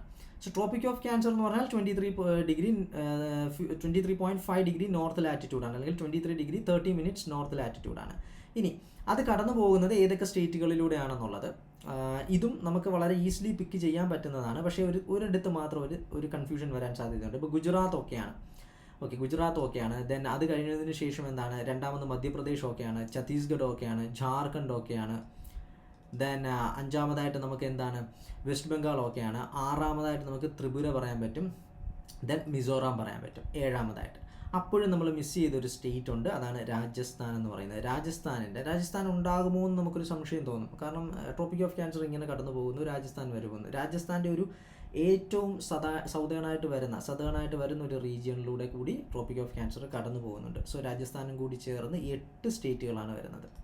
സോ 8 സ്റ്റേറ്റ്സ് ഏതൊക്കെയാണ്, Gujarat, Rajasthan, Madhya Pradesh, Jharkhand, Chhattisgarh, then west Bengal, then Tripura and Mizoram. ഈ സ്റ്റേറ്റുകളിലൂടെയാണ് എന്ത് കടന്നു പോകുന്നത്, ട്രോപ്പിക് ഓഫ് ക്യാൻസർ കടന്നു പോകുന്നത്. ചോദ്യമാണ്, PYQ ആണ്, ഇനിയും ചോദിക്കാവുന്നതേ ഉള്ളൂ. ഏതൊക്കെ സ്റ്റേറ്റ്സ് ആണ്, അല്ലെങ്കിൽ എത്ര സ്റ്റേറ്റുകളിലൂടെ കടന്നു പോകുന്നുണ്ട്, താഴെ പറയുന്നവയിൽ ഏതൊക്കെ സ്റ്റേറ്റിലൂടെയാണ് ഈ പറയുന്നത് പോലെ ട്രോപ്പിക് ഓഫ് ക്യാൻസർ കടന്നു പോകുന്നതെന്നൊക്കെ ഉള്ളത്. ദെൻ മറ്റൊരു കാര്യം ഇവിടെ ഓർത്ത് വെക്കേണ്ടത്, ഈ ട്രോപ്പിക് ഓഫ് ക്യാൻസർ ഇന്ത്യയെ ഏതാണ്ട് പകുതിയായിട്ട് ഡിവൈഡ് ചെയ്യുന്നുണ്ട്. ഓക്കെ, ഏതാണ്ട് പകുതിയിലൂടെ കടന്നു പോകുന്നു എന്ന് പറയാം, പകുതിയായിട്ട് ഡിവൈഡ് ചെയ്യുന്നു എന്ന് പറയുന്നില്ല, പകുതിയിലൂടെ കടന്നു പോകുന്നുണ്ട്. സ്വാഭാവികമായിട്ടും ഇതെന്ന് പറയുന്നത് ട്രോപ്പിക്കൽ ഏരിയാസ് ആണ്, ഇതെന്ന് പറയുന്നത് ടെമ്പറേറ്റ് ഏരിയാസ് ആണ്, ടെമ്പറേറ്റ് കൺട്രിയാണ്. അപ്പോൾ ഇന്ത്യ എന്താണ്, ഹാഫ് ട്രോപ്പിക്കൽ ഹാഫ് ടെമ്പറേറ്റ് ആണോ? അല്ല, ഇന്ത്യ എന്ന് പറയുന്നത് ഒരു ട്രോപ്പിക്കൽ കൺട്രി ആയിട്ടാണ് നമ്മൾ കൺസിഡർ ചെയ്തിട്ടുള്ളത്. വേറൊന്നുമല്ല, ഈ ഹിമാലയാസ് ഇവിടെ ഉള്ള കാരണത്താലായിട്ട് ഈ ഭാഗത്ത് നിന്നുള്ള കോൾഡ് വിൻഡ്സ് ഒന്നും താഴേക്ക് വരത്തില്ല. അപ്പോൾ ഈ ഭാഗം എന്ന് പറയുന്നത് എന്താണ്, അത്ര അങ്ങ് സാധാരണ ടെമ്പറേറ്റ് രാജ്യങ്ങളുള്ള പോലെ അത്ര അങ്ങ് തണുക്കത്തില്ല. അതേപോലെ തന്നെ ഇന്ത്യയുടെ ഫുഡ് ഹാബിറ്റ്സ്, അതേപോലെ തന്നെ ഇന്ത്യയുടെ കൾട്ടിവേഷൻ, ഇതൊക്കെയെന്ന് പറയുന്നതും ഇന്ത്യക്ക് ഈ ഭാഗങ്ങളിൽ സമ്മറിലുണ്ടാകുന്ന ആയിട്ടുള്ള ഉഷ്ണവും എന്നൊക്കെ പറയുന്നതുമൊക്കെ എന്താണ്, ഇന്ത്യ ഒരു ട്രോപ്പിക്കൽ കൺട്രി ആയിട്ടാണ് ഇന്ത്യയുടെ ആ ഒരു ബിഹേവിയർ എന്ന് പറയുന്നത്, അല്ലെങ്കിൽ ഇന്ത്യക്ക് അനുഭവപ്പെടുന്നത്. അതുകൊണ്ട് തന്നെ ഇന്ത്യയെ നമ്മളൊരു ട്രോപ്പിക്കൽ കൺട്രി ആയിട്ടാണ് കൺസിഡർ ചെയ്തിട്ടുള്ളത്. ഇനി കോസ്റ്റൽ സ്റ്റേറ്റുകളിലേക്ക് വന്നു കഴിഞ്ഞാൽ ഓഫ് കോഴ്സ് എല്ലാവർക്കും അറിയാവുന്നതായിരിക്കും. ഒന്ന് കണ്ണടച്ചിട്ടൊന്ന് പറഞ്ഞു നോക്കിയാൽ ഗുജറാത്ത് മുതൽ താഴോട്ട് വരെയുള്ളത്, ഗുജറാത്ത് വരുന്നുണ്ട്, മഹാരാഷ്ട്ര വരുന്നുണ്ട്, ഗോവ വരുന്നുണ്ട്, കർണാടക, കേരള, തമിഴ്നാട്, ആന്ധ്രാപ്രദേശ്, ഒഡീഷ ആൻഡ് വെസ്റ്റ് ബംഗാൾ. അല്ലേ, ഇത് വളരെ ഈസി ആയിട്ട് പറയാമെന്നുള്ളൂ. നമ്മളിപ്പോൾ ഇത്രയും സ്റ്റേറ്റ്സ് നമ്മൾ കണ്ടല്ലോ. ഇത്രയും സ്റ്റേറ്റ്സ് നമ്മൾ കണ്ടതിൽ നിന്ന് ഇനി കോസ്റ്റൽ സ്റ്റേറ്റ്സ് മാത്രം പിക്ക് ചെയ്യണമെന്ന് പറഞ്ഞു കഴിഞ്ഞാൽ വളരെ ഈസി ആയിട്ട് നമുക്ക് എന്ത് ചെയ്യാൻ പറ്റും, പിക്ക് ചെയ്യാൻ പറ്റും. അത് നമുക്കൊരു സിമ്പിൾ ക്വസ്റ്റ്യൻ ആയിട്ട് എക്സ്പെക്റ്റ് ചെയ്യാവുന്നതേ ഉള്ളൂ. സോ എല്ലാം കൂടി ഒന്ന് കോറിലേറ്റ് ചെയ്ത് കഴിഞ്ഞാൽ കോസ്റ്റൽ സ്റ്റേറ്റ്സ് ഉണ്ട്, ട്രോപ്പിക് ഓഫ് ക്യാൻസർ കടന്നു പോകുന്നത്, അതേപോലെ തന്നെ എന്താണ് ഇന്ത്യയുടെ സ്റ്റാൻഡേർഡ് മെറിഡിയൻ കടന്നു പോകുന്നത്, ദെൻ ഇന്ത്യയുടെ ബൗണ്ടറികൾ, ഇതെല്ലാം കൂടിയിട്ടൊന്ന് മാർക്ക് ചെയ്യാൻ വേണ്ടിയിട്ട് നിങ്ങൾക്ക് ഈ ഒരു ഇമേജ് കിട്ടി കഴിയുന്നതിന് ശേഷം നോട്ട്സിൽ നിന്നും ഈ ഒരു ഇമേജിൽ നിന്ന് എന്താണ് ഒന്ന് മാർക്ക് ചെയ്യുക എല്ലാ കാര്യങ്ങളും. അപ്പോൾ എല്ലാം ഒന്ന് റിവൈസ് ചെയ്യുന്നതിനും കൂടിയിട്ട് ഈ ഒരു ഇമേജ് യൂസ് ചെയ്യുക. Now evolution of Indian land mass. India എന്ന് പറയുന്ന രാജ്യം മാത്രമായിട്ടല്ല വരുന്നത്, ഇന്ത്യയുടെ ആ ഒരു സബ് കോണ്ടിനെൻ്റ് എന്ന് പറയുന്ന അത്രയും റീജിയനാണ് വരുന്നത്. അപ്പോൾ അത്രയും റീജിയൻ വന്ന് എങ്ങനെയാണ് നിലവിലുള്ള സ്ഥലത്ത് ഇവോൾവ് ചെയ്ത് വന്നത് എന്നുള്ളതാണ്. അപ്പം ഈ ഒരു തിയറി എങ്ങനെയാണ് വരുന്നതെന്ന് വെച്ച് കഴിഞ്ഞാൽ നമ്മൾ കോണ്ടിനെൻ്റൽ ഡ്രിഫ്റ്റ് തിയറിയുടെ ഭാഗമായിട്ടൊക്കെ പഠിച്ചു വന്നിട്ടുണ്ടായിരുന്നു. ഇന്ത്യ ഓസ്ട്രേലിയ പ്ലേറ്റ് എന്ന് പറയുന്നത് ഒരു സദേൺ കോണ്ടിനെൻറ്റിൻ്റെ ഭാഗമായിരുന്നു, ഗോണ്ട്വാന ലാൻഡ് ആയിരുന്നു. അവിടെ നിന്നും എന്താണ് ഇന്ത്യ യൂറേഷ്യൻ ലാൻഡിലേക്ക് വന്ന് കൂട്ടിയിടിക്കുകയും ആ കൂട്ടിയിടിയുടെ കാരണത്താലായിട്ടാണ് ഇന്ന് കാണുന്ന രീതിയിലുള്ള ഹിമാലയാസും മറ്റ് സ്ഥലങ്ങളുമൊക്കെ വന്നിട്ടുള്ളത്. ഈ ഗോണ്ട്വാന റീജിയൻ ഏതൊക്കെയാണെന്ന് അറിയാം. ഇന്നത്തെ സദേൺ കോണ്ടിനെൻറ്റുകളൊക്കെ ചേരുന്നതാണ് ഗോണ്ട്വാന റീജിയൻ എന്ന് പറയുന്നത്. അപ്പോൾ ഈ ഗോണ്ട്വാന റീജിയൻ എന്താണ്, ആ ഒരു സമയത്ത് പാഞ്ചിയ പാന്തലാസ എന്ന് പറയുന്ന സംഗതി ഓക്കെ, അതിനുശേഷം പിന്നെ ഗോണ്ട്വാന യുറേഷ്യ എന്ന് പറയുന്ന രീതിയിൽ സ്പ്ലിറ്റ് ആവുന്നു. ഈ ഗോണ്ട്വാന റീജിയൻ ഫർദർ സ്പ്ലിറ്റ് ആയിട്ട് ഇന്ത്യൻ പ്ലേറ്റ് എന്ന് പറയുന്നത് നോർത്തിലേക്ക് ഷിഫ്റ്റ് ചെയ്യുന്നു. അതോടൊപ്പം ഉണ്ടായിരുന്ന ഓസ്ട്രേലിയൻ പ്ലേറ്റ് സ്പ്ലിറ്റ് ചെയ്തിട്ട് ഇന്ന് കാണുന്ന ഓസ്ട്രേലിയയിലേക്ക് മാറുന്നുണ്ട്. ഈ ഒരു മൂവ്മെൻ്റ് ആണ് എന്ത് ചെയ്യുന്നത്, ഇനിഷ്യലി സംഭവിക്കുന്നത്. അപ്പം ഇന്ത്യ ആദ്യം ഉണ്ടായി വരുന്ന ആ സമയത്ത് ഇന്ത്യ ഓസ്ട്രേലിയ പ്ലേറ്റിൻ്റെ ഭാഗമായിട്ടുണ്ടായിരുന്നത് ഇന്നത്തെ ഇന്ത്യയുടെ ഏത് പോർഷനാണെന്ന് ചോദിച്ചു കഴിഞ്ഞാൽ അത് പെനിൻസുലാർ റീജിയൻ ആണ്. ഇന്ത്യയുടെ നമ്മൾ മുമ്പ് കണ്ട 22 ഡിഗ്രിക്ക് സൗത്തിലേക്കുള്ള ആ ഒരു ട്രയാങ്കുലാർ ലാൻഡ് മാസ് എന്ന് പറഞ്ഞ ഭാഗമുണ്ടല്ലോ, ആ ഭാഗമാണ് എന്തെന്ന് പറയുന്നത് നമ്മളുടെ ഓൾഡസ്റ്റ് ആയിട്ടുള്ള ഇന്ത്യയുടെ തന്നെ ഓൾഡസ്റ്റ് ലാൻഡ് മാസ് ആണ്. അതാണ് ഗോണ്ട്വാന റീജിയൻ്റെ ഭാഗമായിട്ടുണ്ടായിരുന്നത്. അവിടെ നിന്നും നോർത്തിലേക്ക് ഷിഫ്റ്റ് ചെയ്യുകയും യൂറേഷ്യൻ പ്ലേറ്റുമായിട്ട് കൂട്ടിയിടിക്കുകയും ചെയ്യുന്ന കാരണത്താലായിട്ടാണ് എന്തുണ്ടാവുന്നത്, ഇന്നത്തെ ഒരു ഇന്ത്യയുടെ പൊസിഷൻ ആവുകയും ഇന്ത്യയിൽ മറ്റ് ഫീച്ചറുകളൊക്കെ ഡെവലപ്പ് ചെയ്തു വരുന്നത്. ഇനി നിങ്ങൾ മനസ്സിലാക്കേണ്ട മറ്റൊരു കാര്യം എന്താണെന്ന് വെച്ച് കഴിഞ്ഞാൽ, ഇപ്പം നമ്മളിപ്പോൾ ഇത് യുറേഷ്യ ആണെന്ന് വിചാരിക്കുക, ഇത് ഇന്ത്യൻ ലാൻഡ് മാസ് യുറേഷ്യയിലേക്ക് വരുന്നൊരു പോർഷനാണെന്ന് വിചാരിക്കുക. അപ്പോൾ ഇതെന്താണ്, സീ കവേർഡ്, സീ ആണ് ഇതെന്ന് പറയുന്നത്, ചുറ്റിനും സീ ആണ് വരുന്നത്. അപ്പോൾ ഈ പോർഷൻ ഇവിടേക്കുള്ള ഒരു ഡ്രിഫ്റ്റിംഗ് നടത്തുന്ന സമയത്ത് ഇവിടെ കണ്ടിന്യൂസ് വോൾക്കാനിക് ഇറപ്ഷൻ ആയിരുന്നു ഉണ്ടായിരുന്നത്. കാരണം ഇത് കടന്നു പോകുന്ന സ്ഥലത്ത് എന്താണ് വോൾക്കാനിക് ആയിട്ടുള്ള ലോക്കലൈസ്ഡ് വോൾക്കാനോസ് ഡെവലപ്പ് ചെയ്യുന്ന സ്ഥലമായിരുന്നു ഭൂമിയുടെ അടിയിൽ. അപ്പോൾ അവിടെ ഇത് വരുന്ന ഈ ഒരു റീജിയനൊക്കെ എത്തിയപ്പോഴേക്കും എന്താണ് വോൾക്കാനിക് ഇവൻറ്റ്സ് ഒരുപാട് ഉണ്ടാവുകയും ഈ പറയുന്ന ലാൻഡ് മാസ് ആ സമയത്ത് ഒരുപാട് വോൾക്കാനിക് ഇവൻറ്റ് ഉണ്ടാവുകയും അങ്ങനെ എന്താണ് ഒരു വോൾക്കാനോയുടെ അക്യൂമുലേഷൻ, ഓക്കെ, ലാവയുടെ അക്യൂമുലേഷൻ കാരണത്താലായിട്ട് ക്രിയേറ്റ് ചെയ്തിട്ടുള്ളൊരു ലാൻഡ് മാസ് ആണ്. ഇതുകൊണ്ടാണ് ഇത് ഓൾഡസ്റ്റ് റിജിഡായിട്ട് സ്റ്റേബിളായിട്ട് വരികയും പിന്നെ മൊത്തം ഇഗ്നൈസ് റോക്കുകളാൽ നിർമ്മിക്കപ്പെടുകയും ഒക്കെ ചെയ്തിട്ടുള്ളത്. ദെൻ ഈ ലാൻഡ് മാസ് ആ ഏരിയ കടന്നതോട് കൂടിയിട്ട് പിന്നെ എന്താണ് അവിടെ പിന്നെ എന്തുണ്ടാവുന്നില്ല, ഈ പറയുന്ന തരത്തിലുള്ള വോൾക്കാനിക് ഇവൻറ്റ് ഉണ്ടാവുന്നില്ല. Flood basalt type of volcanoes ആണ്, വളരെ ഫ്ലൂയിഡിക് ആയിട്ടുള്ള വോൾക്കാനോസ് ആയിരുന്നു.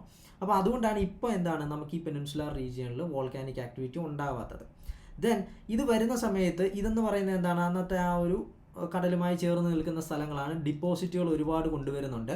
അപ്പോൾ ഇവിടെ നമുക്ക് പഠിക്കേണ്ട ഒരു കാര്യം എന്താണെന്ന് വെച്ച് കഴിഞ്ഞാൽ, ഇതിങ്ങനെ കൂട്ടിയിടിക്കുന്ന കാരണത്താലായിട്ടാണ് ഹിമാലയ പർവ്വത നിരകൾ, മടക്ക് പർവ്വതങ്ങൾ ഇവിടെ ഉണ്ടായത്. അപ്പം ഇവിടെ നമുക്ക് അറിയേണ്ട ഒരു കാര്യം എന്താണെന്ന് വെച്ച് കഴിഞ്ഞാൽ ജിയോ സിൻക്ലൈൻസ് എന്ന് പറയുന്ന ഒരു സംഗതിയുണ്ട്. ജിയോ സിൻക്ലൈൻസ് എന്താണ് ജിയോ സിൻക്ലൈൻസ്? ജിയോ സിൻക്ലൈൻസ് എന്ന് പറഞ്ഞാൽ it is otherwise known as the cradle of mountains, പ്രത്യേകിച്ച് ഫോൾ മൗണ്ടൻസ് ഉണ്ടാകുന്ന കളിത്തൊട്ടിലാണ് ജിയോ സിൻക്ലൈൻസ് എന്ന് പറയുന്നത്. ഈ ജിയോ സിൻക്ലൈനൽ തിയറി പറയുന്നത് ഇതൊരു ലാൻഡ് മാസ് ആണ്, ഇത് മറ്റൊരു ലാൻഡ് മാസ് ആണ്, ഇവ തമ്മിൽ അടുക്കുന്ന സമയത്ത് ഇവയുടെ ഇടയിൽ എന്താണ് ഫോൾഡ് മൗണ്ടൻസ് ഉണ്ടാവുന്നു എന്നുള്ളതാണ്. അപ്പം ഇവിടെ കണ്ടിന്യൂസ് ഡിപ്പോസിഷൻ, റിവേഴ്സും റണ്ണിങ് വാട്ടറും ഒക്കെ കൊണ്ടുവന്ന് ഇവിടെ കണ്ടിന്യൂസ് ഡിപ്പോസിഷൻ ഉണ്ടാക്കുന്നുണ്ട് കടലിൻ്റെ ആ ഒരു അടിത്തട്ട് ഭാഗത്ത്. കുറേ നാൾ ഇങ്ങനെ എന്ത് ചെയ്യുന്നുണ്ടാവും, ഡിപ്പോസിറ്റ് ലെയറുകളായിട്ട് അടുക്കി വെച്ചിട്ടുണ്ടാവും. അപ്പോൾ ഇവിടെ പിന്നെ വാട്ടറാണ് വരുന്നത്. അപ്പോൾ ഈ ഒരു പോർഷനെയാണ് നമ്മൾ ജിയോ സിൻക്ലൈൻസ് എന്ന് വിളിക്കുന്നത്. അപ്പോൾ ഈ രണ്ട് ബ്ലോക്കുകൾ, ഈ രണ്ട് ലാൻഡ് ഏരിയകൾ കോണ്ടിനെൻ്റ് ആയിക്കൊള്ളട്ടെ, അത് അടുത്ത് വരുന്ന സമയത്ത് ഈ താഴേക്ക് ഡിപ്പോസിറ്റ് ചെയ്തിട്ടുണ്ടായിരുന്ന എത്ര ലെയറുകൾ താഴേക്ക് ഡിപ്പോസിറ്റ് ചെയ്തിട്ടുണ്ടോ അത്രയും സെഡിമെൻ്ററി ഡിപ്പോസിറ്റുകൾ അതേപോലെ ഉയർന്ന് മുകളിലേക്ക് വന്നിട്ടാണ് എന്തുണ്ടാവുന്നത്, ഈ രണ്ട് ബ്ലോക്കുകൾ കൂട്ടിയിടിക്കുന്ന സമയത്ത് ഇവിടെ മടക്ക് പർവ്വതങ്ങൾ ഉണ്ടാവുന്നത്, ഓർ ഫോൾഡ് മൗണ്ടൻസ് ഉണ്ടാവുന്നത്. അതുകൊണ്ടാണ് ഈ ജിയോ സിൻക്ലൈൻസിനെ നമ്മൾ എന്തെന്ന് വിളിക്കുന്നത്, ക്രാഡിൽ ഓഫ് മൗണ്ടൻസ് എന്ന് വിളിക്കുന്നത്.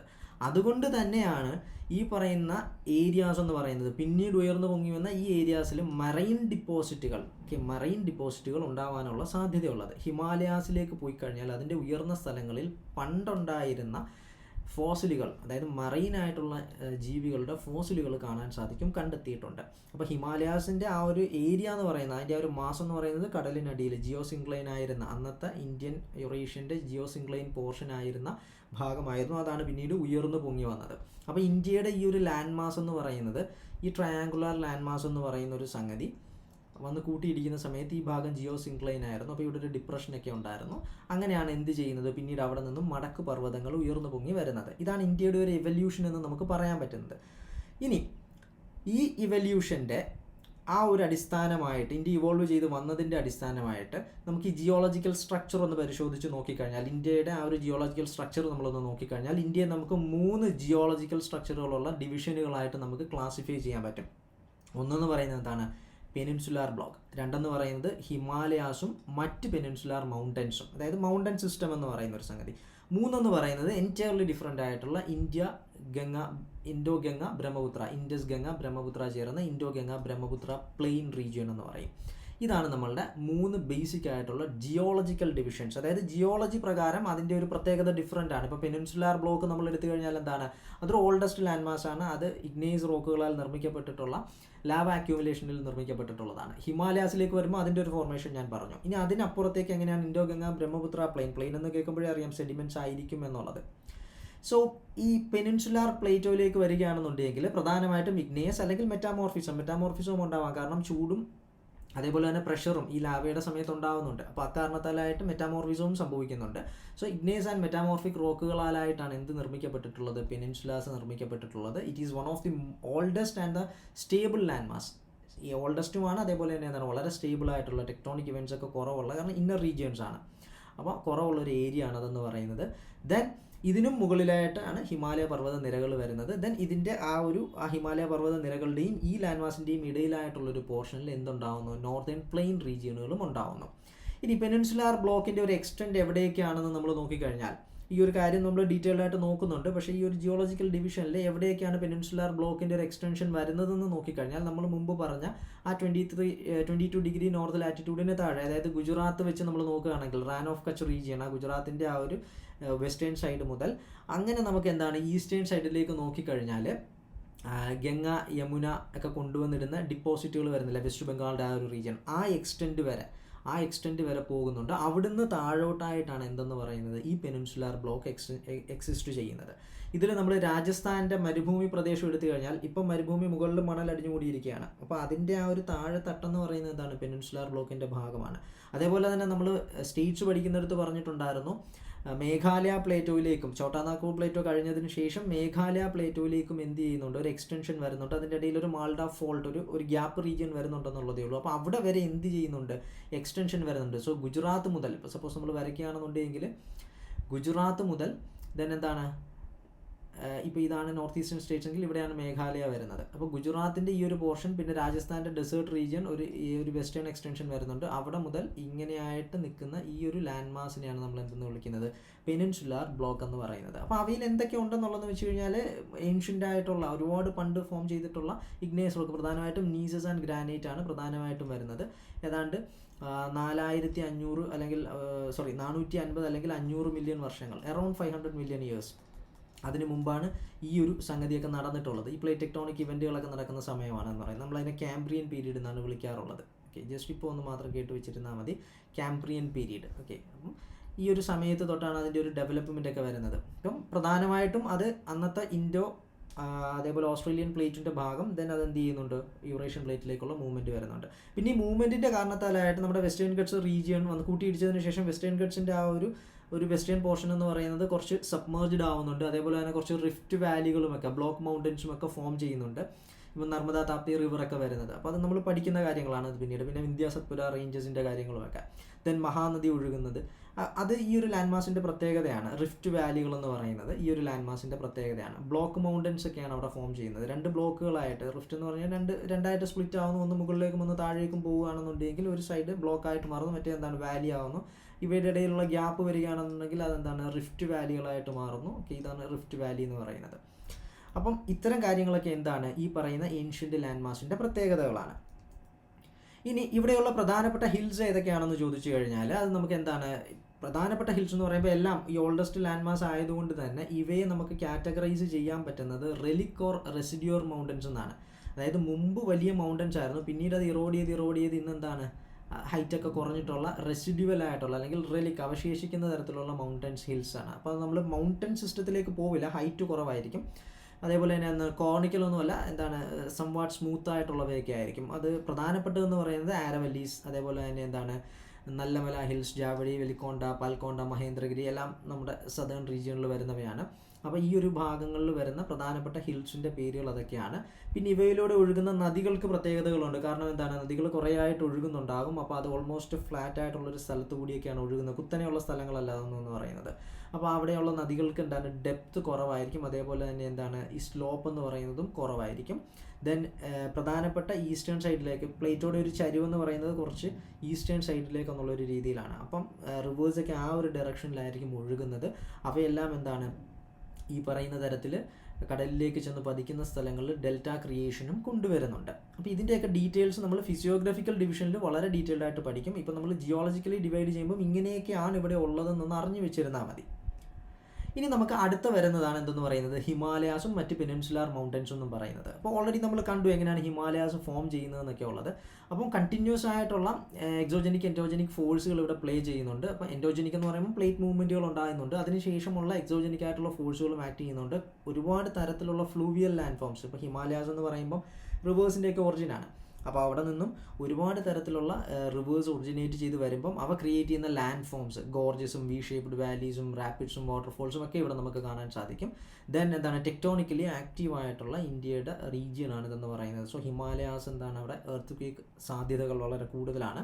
ഇൻഫാക്റ്റ് ഇനി കുറച്ച് നാളുകൾക്ക് ശേഷം, കുറച്ച് നാൾ അത് എത്ര നാളാണെന്ന് നമുക്ക് പറയാൻ പറ്റത്തില്ല, കുറേയധികം വർഷങ്ങളായിട്ടൊരു എർത്ത് ക്വേക്ക് ഡെവലപ്മെൻറ്റിൻ്റെ സാധ്യത കാണുന്നുണ്ട്. കുറച്ച് നാളുകൾക്ക് ശേഷം മിക്കവാറും ഉണ്ടായേക്കാം എന്നൊക്കെ പറയപ്പെടുന്നുണ്ട്. ഇനി നമ്മൾ പ്ലെയിൻ റീജിയനുകളിലേക്ക് വരികയാണെന്നുണ്ടെങ്കിൽ ഇപ്പം പ്ലേറ്റ് വന്ന് കൂട്ടിയിടിക്കുന്നു, ഇന്ത്യൻ പ്ലേറ്റ് വന്ന് കൂട്ടിയിടിക്കുന്ന സമയത്ത് എന്താണ് ഇന്ത്യൻ പ്ലേറ്റിൻ്റെ ഒരു ഏകദേശം ഇപ്പം ഇന്ത്യൻ പ്ലേറ്റ് ഞാനിപ്പോൾ ഈ ഒരു രീതിയിൽ ഇപ്പം ഇതാണ് നമ്മളുടെ ആ ഒരു പെനിൻസുലാർ പ്ലേറ്റ് ഇങ്ങനെ മൂവ് ചെയ്തിട്ട് യൂറേഷ്യൻ പ്ലേറ്റിലേക്ക് ഇടിക്കുകയാണെന്ന് പറയാമല്ലോ. അപ്പോൾ നമുക്ക് അതിൻ്റെ ആ ഒരു സ്ട്രക്ചർ നോക്കുകയാണെന്നുണ്ടെങ്കിൽ ഓക്കെ, കൂട്ടിയിടിച്ചതിന് ശേഷം ഈ ഭാഗത്തെന്ന് പറയുന്നത് മൗണ്ടൻസ് ഹിമാലയാസ് ഉയർന്നു പൊങ്ങി വരുന്നുണ്ട്. അപ്പോൾ ഇവിടെ ഒരു ഡിപ്രഷൻ ഏരിയ ഉണ്ട്. ആ ജിയോ സിൻക്ലൈൻ്റെ ഭാഗമായിട്ട് വന്നിട്ടുണ്ടായിരുന്ന ഡിപ്രഷൻ ഏരിയ ഉണ്ടായിരുന്നു. ഈ ഡിപ്രഷൻ ഏരിയയിലേക്ക് ഇവിടെ നിന്ന് ഉത്ഭവിച്ച റിവേഴ്സ് കൊണ്ടുവന്ന് ഫില്ലപ്പ് ചെയ്തിട്ടുള്ള സെഡിമെൻറ്റുകളാണ്. അങ്ങനെ ഉണ്ടായിട്ടുള്ള പ്ലെയിൻ റീജിയൺ, ഇൻഡസും ഗംഗയും ബ്രഹ്മപുത്രയും കൂടി കൊണ്ടുവന്നിട്ടുള്ള ഫെർട്ടൈൽ റിച്ച് ആയിട്ടുള്ള സെഡിമെൻ്ററി ഡിപ്പോസിറ്റുകളാൽ നിർമ്മിക്കപ്പെട്ടിട്ടുള്ള പ്ലെയിൻ റീജിയണിനെയാണ് നമ്മൾ Indo Ganga Brahmaputra plain region എന്ന് പറയുന്നത്. അപ്പോൾ ഹിമാലയൻ ഫോർമേഷനോടൊപ്പം തന്നെ ഒരു 64 മില്യൺ വർഷങ്ങൾക്ക് ശേഷം ഈ ജിയോ സിൻക്ലൈനൽ ഡിപ്രഷൻ മാക്സിമം ഡെവലപ്മെൻറ്റ് ഉണ്ടാവുകയും അങ്ങനെയാണ് എന്തുണ്ടാവുന്നത് നമ്മുടെ ഈ പ്ലെയിൻ റീജിയനുകൾ ഉണ്ടായിട്ടുള്ളത്. ഓക്കെ, സോ ഇവിടെ ചില പെനിൻസുലാർ റിവേഴ്സും പെനിൻസുലയിൽ നിന്നും ഒറിജിനേറ്റ് ചെയ്യുന്ന റിവേഴ്സും ഡിപ്പോസിറ്റ്സ് കൊണ്ടുവരുന്നുണ്ട്. പക്ഷേ majorly we will call by the name Indo Ganga and Brahmaputra plain. ഇനി ഈ പ്ലെയിനുകളുടെ ഡെപ്ത് എന്ന് പറയുന്നത് അറൗണ്ട് 1 to 2 കിലോമീറ്റേഴ്സ് ആയിരിക്കും. അലൂവിയൽ ഡിപ്പോസിറ്റ് എന്ന് പറയുന്നത് 1000 മുതൽ 2000 മീറ്ററുകളുടെ തിക്നെസ് ഉണ്ടായിരിക്കും. ദെൻ എന്താണ് ഇത് കുറച്ചുകൂടെ റീസെൻ്റ് ആയിട്ടുള്ളൊരു ഫോർമേഷനാണ്. ദെൻ മറ്റു പല ഫീച്ചറുകളും നമുക്ക് എന്ത് ചെയ്യാൻ സാധിക്കും ഇന്ത്യയിൽ. ഇപ്പം നമുക്കിപ്പം ബേസിക്കലി കണ്ടല്ലോ, നമ്മൾ 3 ജിയോളജിക്കൽ ഫീച്ചേഴ്സായിട്ട് നമ്മൾ കണ്ടിട്ടുണ്ടായിരുന്നു. അപ്പം ആ ഒറിജിനേറ്റ് ചെയ്തപ്പോൾ തന്നെ എന്താണ് അത് ഡിഫറെൻ്റ് അല്ലേ. ഓൾഡസ്റ്റ് ലാൻഡ് മാസ് ആയിട്ടുള്ള പെനിൻസുലയുണ്ട്, പിന്നീട് ഉയർന്നു വന്നിട്ടുള്ള ഹിമാലയ പർവ്വതമുണ്ട്, അതിനുശേഷം വന്നിട്ടുള്ള പ്ലെയിൻ റീജിയൻ ഉണ്ട്. അപ്പോൾ അവിടെയുള്ള ലാൻഡ് മാസ് എല്ലാം ഡിഫറെൻ്റ് ആണ്. കാരണം അപ്പം ഇഗ്നേസ് റോക്കുകളും അതേപോലെ തന്നെ മെറ്റാമോർഫിക് റോക്കുകളും ഹാർഡായിട്ടുള്ള സർഫസാണ് എവിടെ വരിക, നമ്മളുടെ പെനിൻസുലാർ റീജിയനിൽ വരിക. അപ്പോൾ അവിടെ തന്നെ അത് സ്റ്റേബിൾ ആണെന്നും പറയുന്നുണ്ട്. അപ്പോൾ അവിടെ മൂവ്മെൻറ്റുകൾ കുറവാണ്. എന്നാൽ നമ്മൾ ഹിമാലയത്തിലേക്ക് പോകുമ്പോൾ ഇപ്പോഴും ഹിമാലയം ഉയരുന്നുണ്ട്, കാരണം ആ പ്ലേറ്റുകളുടെ മൂവ്മെൻറ്റ് ഇപ്പോഴും വരുന്നുണ്ട്. അപ്പോൾ അവിടെ ഒരു ഡിഫറൻറ്റ് സ്ട്രക്ചറാണ്. ദെൻ അത് യങ്ങസ്റ്റ് ആണ്. അതേപോലെ തന്നെ എന്താണ് സെഡിമെൻ്ററി ഡിപ്പോസിറ്റുകളാണ് വരുന്നത്. ദെൻ പ്ലെയിനിലേക്ക് വരുമ്പോൾ എന്താണ് അലൂവിയൽ ഡിപ്പോസിറ്റുകൾ വരുന്നുണ്ട്. അവയെന്ന് പറയുമ്പോൾ എന്താണ് ഹാർഡൻഡ് ആയിട്ടുള്ള സംഗതികളല്ല, ഡിപ്പോസിറ്റ്സ് ആണ് വരുന്നത്. അപ്പം ഇത്തരം കാര്യങ്ങൾ ഈ പറയുന്ന ഈ ഡെവലപ്മെൻറ്റിലുണ്ടായ ഈ വ്യത്യാസങ്ങൾ തന്നെ എന്താണ് ഇന്ത്യയുടെ റിലീഫ് ഫീച്ചറിനെയും കാര്യമായിട്ട്, ഇന്ത്യയുടെ റിലീഫ് എന്ന് പറയുമ്പോൾ ഇന്ത്യയിൽ നമ്മൾ നോക്കുമ്പോൾ കാണുന്ന ആ ഒരു പ്രതലത്തിലെ വ്യത്യാസങ്ങളാണ്. അപ്പോൾ സ്റ്റേജസും ഡെവലപ്മെൻറ്റിൻ്റെയൊക്കെ അടിസ്ഥാനത്തിലാണ് നമ്മൾ അങ്ങനെ വിളിക്കുക. അങ്ങനെ നമ്മൾ വിളിക്കുന്ന ഒരു സംഗതിയാണ് ഫിസിയോഗ്രഫി എന്ന് പറയുന്നത്. അപ്പോൾ ആ ഫിസിയോഗ്രഫിയെ ഈ പറയുന്ന ഡെവലപ്മെൻറ്റ് തന്നെ ഇൻഫ്ലുവൻസ് ചെയ്തിട്ടുണ്ട്. പിന്നീട് വരുന്ന എൻഡോജനിക് ഫോഴ്സുകളുടെയൊക്കെ ആക്ടിവിറ്റീസും എക്സോജനിക് ഫോഴ്സുകളുടെയൊക്കെ ആക്ടിവിറ്റീസ് കാരണത്തലായിട്ട് ഈ ഇന്ത്യയുടെ സർഫസ് എന്ന് പറയുന്നത് നമുക്ക് ഡിവൈഡ് ചെയ്യാൻ പറ്റുന്ന പല ലാൻഡ് ഫോമുകളായിട്ട് മാറിയിട്ടുണ്ട്. അവിടെയാണ് നമ്മൾ ഫിസിയോഗ്രഫിക് ഡിവിഷൻസ് എന്ന് പറയുന്ന ഒരു സംഗതി കൊണ്ടുവരികയും പഠിക്കുകയും ചെയ്യുന്നത്.